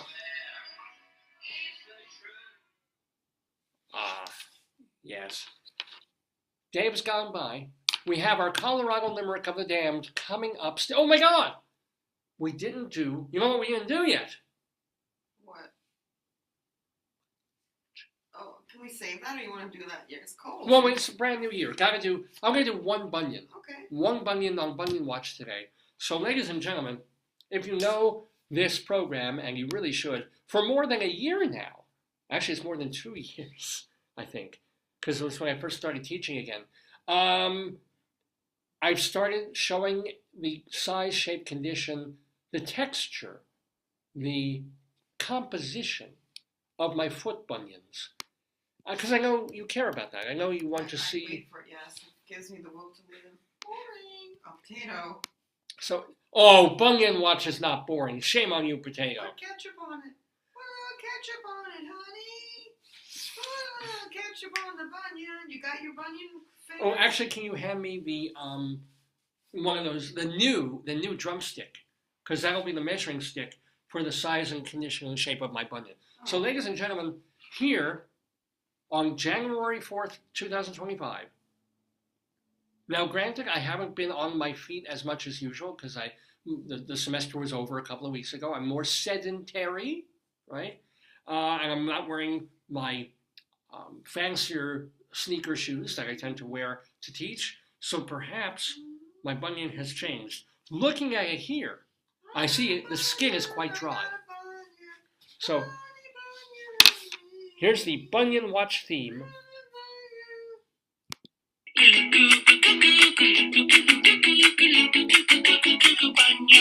She's Bunion, she really is a fun one, she's Bunion. Listen, doctor, to my plea, it's time for bunionectomy. Bunions, they're a pain in our feet. These feet of mine have got to go, please get these bunions off my toes. My elbow foot replacement, my elbow bunions, painful, bunions, painful. So as you can see, or maybe you can't see, I can bring it up closer. Bunion is a nice size and shape. Oh, scary. Very mountainous. Too close. But it's hard to see the skin, my foot skin, is very dry. It's all dry and crackly. I don't normally show that for good reason. But I need to put some Vaseline on this bunion. There's definitely some whiteness and cracking of skin here. So definitely have to deal with that. I better do my other foot now just to show. Is that one? Oh, yes. Just as dry and crackly. Not quite on the bunion, but near it. Good, not boring. Oh, He likes that potato. Likes behold. Behold the bunion of Dave! Yeah, I like that. So, ladies and gentlemen, that is this week's all-important Bunion Watch here on Dave's Gone By. Painful bunions, bunions, painful, painful bunions, bunions, painful, painful. Well, something not painful at all is honoring the people who've been on this program in months and years past.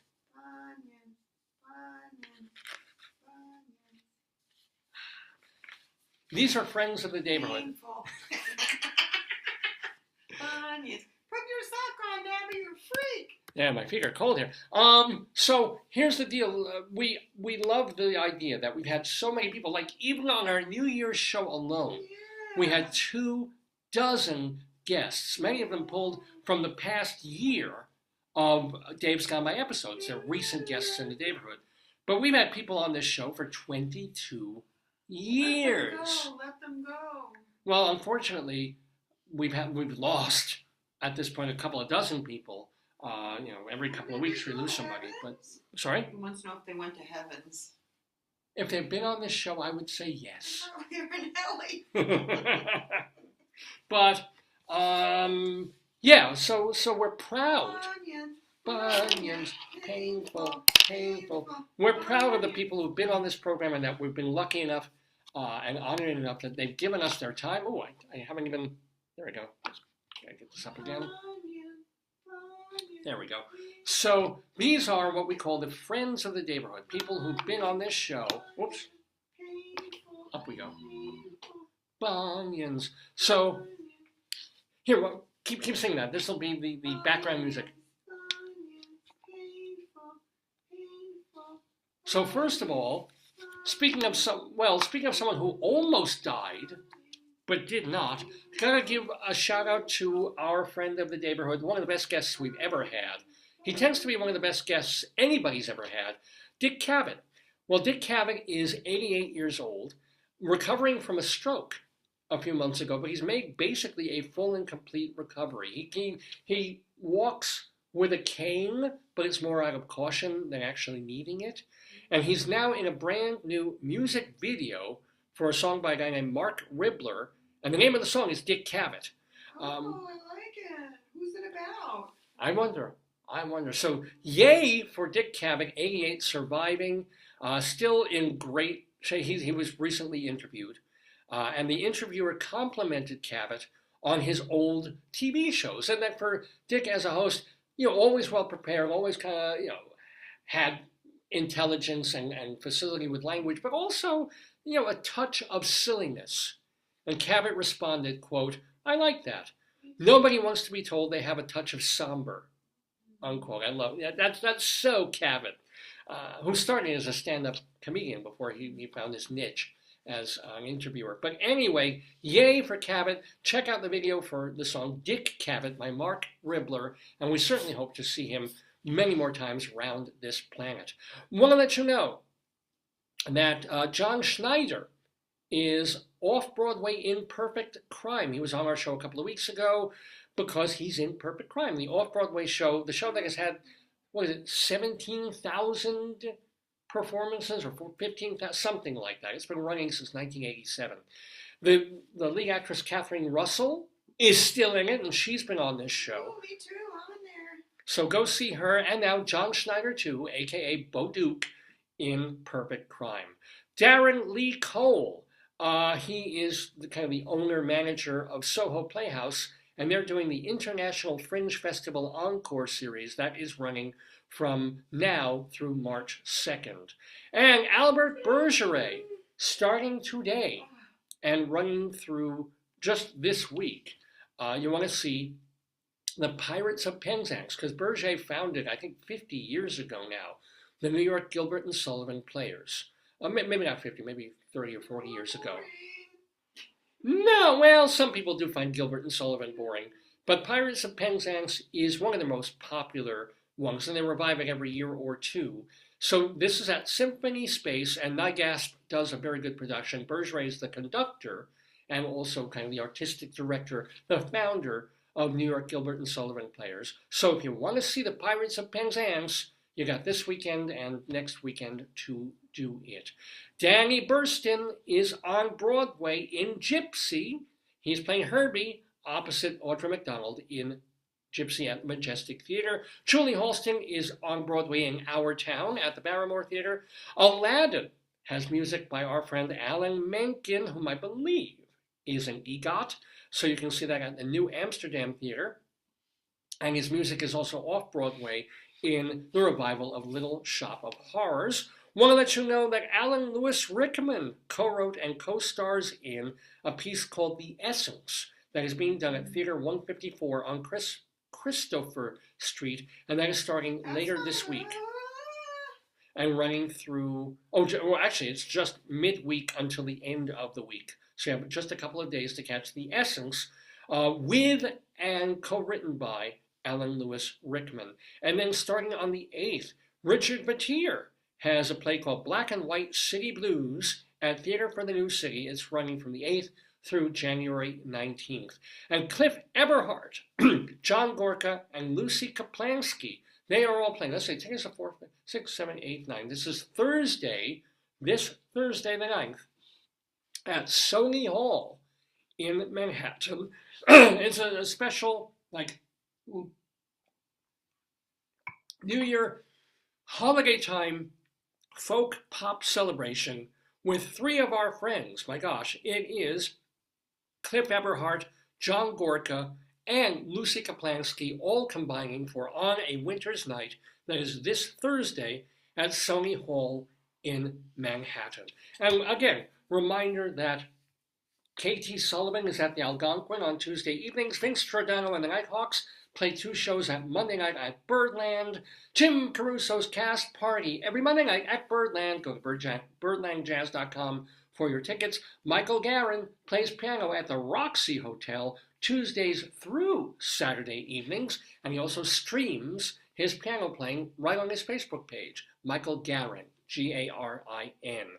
Evan Seplow founded and edits StageBuddy.com. David Sheward is the writer for TheaterLife.com, CulturalDaily.com, and TotalTheater.com. Vicky Quaddy, who is part of our New Year's show, so is David Sheward, she is doing Late Night Catechism and her other shows at the Greenhouse in Chicago. Charlie Gross, who was on our New Year's show, and Leslie Hovan Blake, they co-host 2 on the Aisle, theater review show that you can watch on YouTube. And those, my friends, are the friends of the Daverhood. Oh, and give me some Bunion Watch music. Bunions, Bunions. Bunions, painful, painful, boring, ketchup, Bunions, ketchup. Oh, yeah. Ladies and gentlemen, we are nearing the finale of this regular episode of Dave's Gone By, but we're not quite done yet, because we have a Colorado Limerick of the Damned today. I apologize beforehand. Yes, we do. So for years now, since my wife and I have lived, or had lived, in Colorado, I decided to write poems about Colorado. They're filthy. Yes, most of them are. They're filthy, they're tasteless, they're sick, they're disgusting. They're the Colorado Limericks of the Damned. And we have a new one this week. I just wrote it this week. It's for Bowen, Colorado. Bowen, Colorado. I have a filthy, horrible, terrible poem about it to share with you. A poem about Bowen.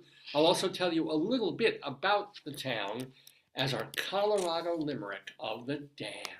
You're the poetry man. A limerick is a comic verse of 5 lines, in which lines 1, 2, and 5 will end with words that rhyme. And likewise, verses 3 and 4 also end with words that rhyme. So this is a limerick. Rocky Mountain, Colorado.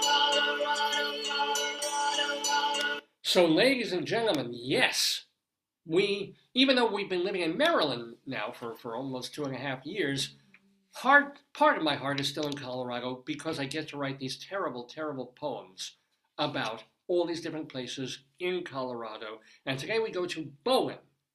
Bowen, if you look for it, you're not going to find it. It's a ghost town.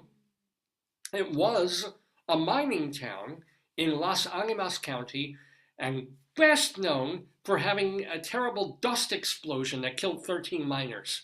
So, and some adults too. But yeah, not the happiest history of Bowen, Colorado. The town was named after mine owner Thomas Bowen, who, go figure, was also a state legislator. Go figure that he had a terribly dangerous mine that went on with no problems, and he was a politician and a lawmaker there. I wonder if the town was perfectly okay with conditions in that mine, just magically. Anyway, they would not be okay with this particular poem about Bowen, Colorado, or Colorado Limerick of the damned. Ahem, ahem. There was a young lady from Bowen who chose to strike out on her own. She hoped for success, but just made a mess. And now she's in high heels and hoeing. Yes. Please go to davelefkowitz.org to read all my poetry, all my song lyrics, my one-act plays, my full-length plays, screenplays, my interviews that I conducted with people for places like Long Island Pulse and Long Island Woman and Playbill and places like that. It's all there at davelefkowitz.org. Now, one of the sites is kind of being worked on now because it got some malware in it, so it may not be up and running, or the website is up, but that link to it may be off. So if you can't get there from davelefkowitz.org, just look for Dave Lefkowitz and my writings. Look for writings of Dave Lefkowitz, and it should bring you right to them. But yeah, I've got a separate website for all the work of mine that you can read, as opposed to the radio website, where, of course, you can watch and hear old episodes of Dave's Gone By. It's davesgoneby.com. davesgoneby.com. You can also write to me, davesgoneby@aol.com. Yes, I still have the AOL screen name moniker, and I check it. So please write to me. I can't necessarily respond to everything, but I certainly try and read everything that comes in, whether it's to davesgoneby@aol.com or if you're just messaging on Facebook or posting under the shows. Either way, we love to hear from you. The whole point is that people are watching and listening and telling other people about this very program that we do every Saturday from 9 until noonish or thereabouts here in the Daverhood. And I'm going to go back on that now because we missed last Saturday because we had the Tuesday night New Year's show to do. And if you missed the New Year's show, remember, that's part of the archives also at davesgoneby.com. And then we're going to take, just because I need a little time to prepare some stuff, and it's been a lot doing 2 shows in 1 week. So we're taking next Saturday off. I know. Wipe the tears off your teeth. Very, very sad. There will not be. You did 2 shows. You did a New Year's show, David, so come on. Yeah, so I'm entitled to a bit of a break. I'm going to take a break next Saturday, and we will not have an episode of Dave's Gone By, a new one, for you next Saturday morning. I'm sorry. If you need your fix, remember, you can watch hundreds and hundreds of hours of Dave's Gone By at davesgoneby.com. So, yeah, 1 week, we're going to take off, but then we will be back, God willing, the following Saturday with a brand new spanking episode of the Dave's Gone By Facebookio, Podcastio, Programmio of the Stream.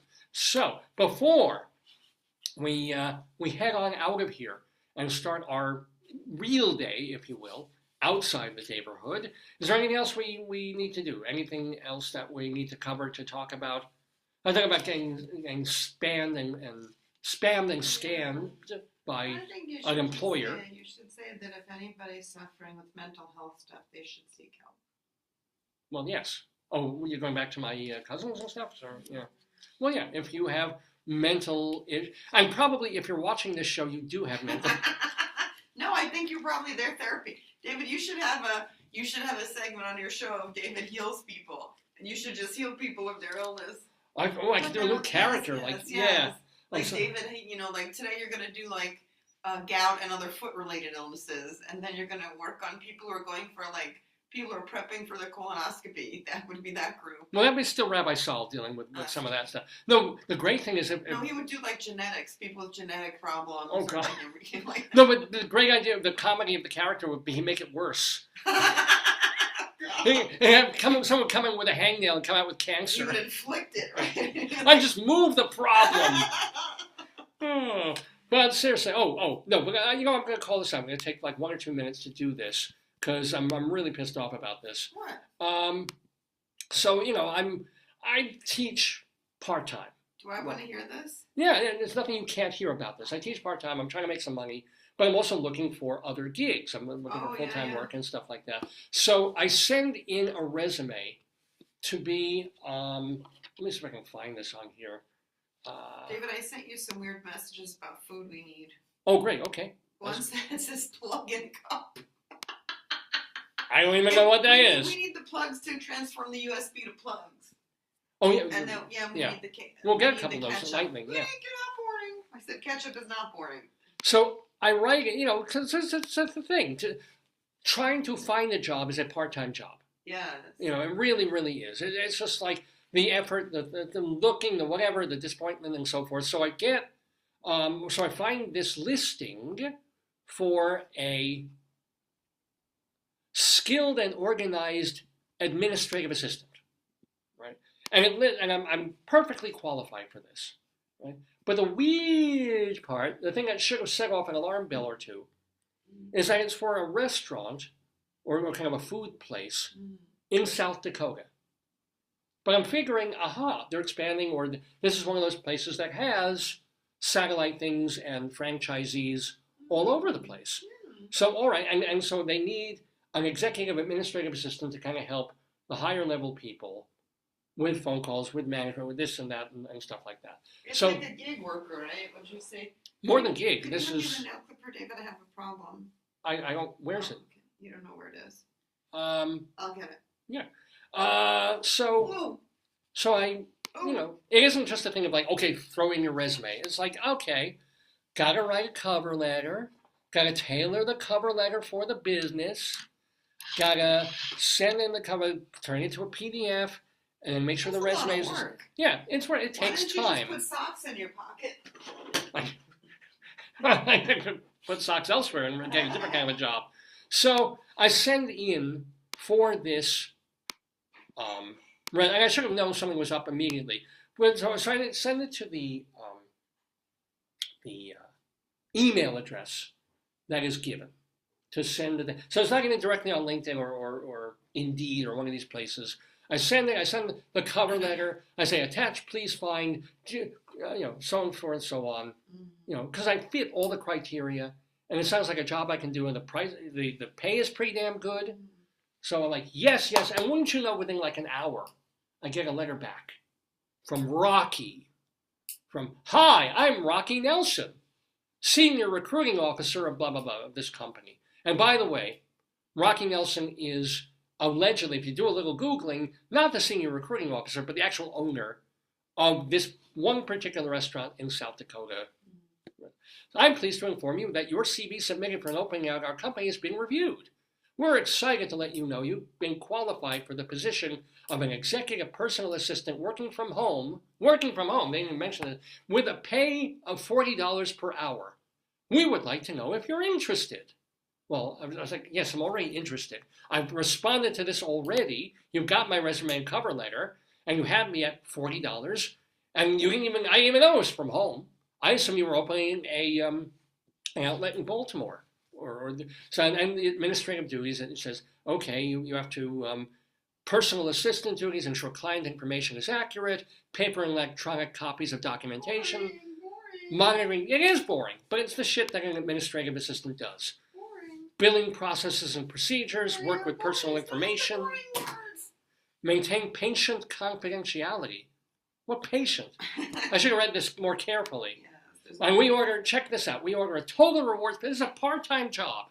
Competitive salary, retirement savings plan, bonus plans, health care coverage, dental coverage, vision coverage, skill-based pay, team member events, wellness program, prescription plans, life insurance, disability income coverage, and paid holidays, paid vacations. And then a little bit about, since 1986, our goal has been to make the most delicious, handcrafted products possible for our customers. We built our business from the ground up, humble beginnings, blah, blah, blah, very delicious products, and so forth. So, I'm like, okay, yes, I'm seriously interested. Love to take this job, love to make $40 an hour working from home, happy to do phones, filing, faxing, whatever the hell you need for $40 an hour. I will suck your sandwiches off. This is what I will do for you, right? And then I get another form letter back after that. We're looking for an assistant. Your duties are blah, blah, blah. Perform official this. And then starts asking for full name, mailing address, city, state, zip code, phone, gender. So I start Googling because the guy in his message back says, I am presently in Canada due to a business meeting.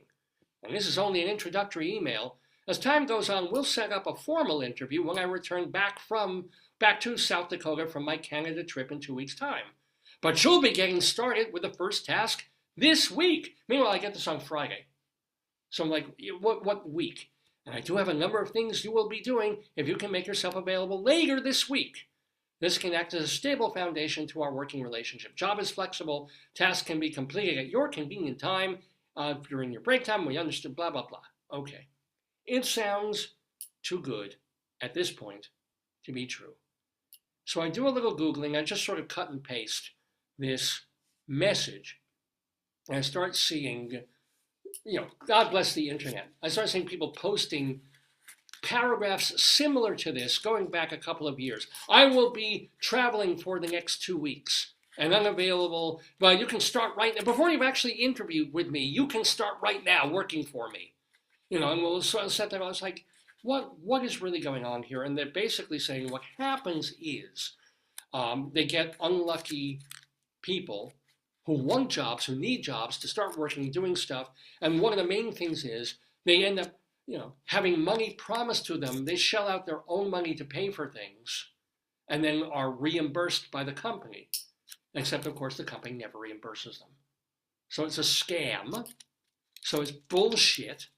So, mine is just a little bit of time wasted for me. For me, it killed a half hour to an hour of my time. Thank you very much to Rocky fucking Nelson, so to speak. Or if you get an email from rocky.dakotatoms@gmail.com.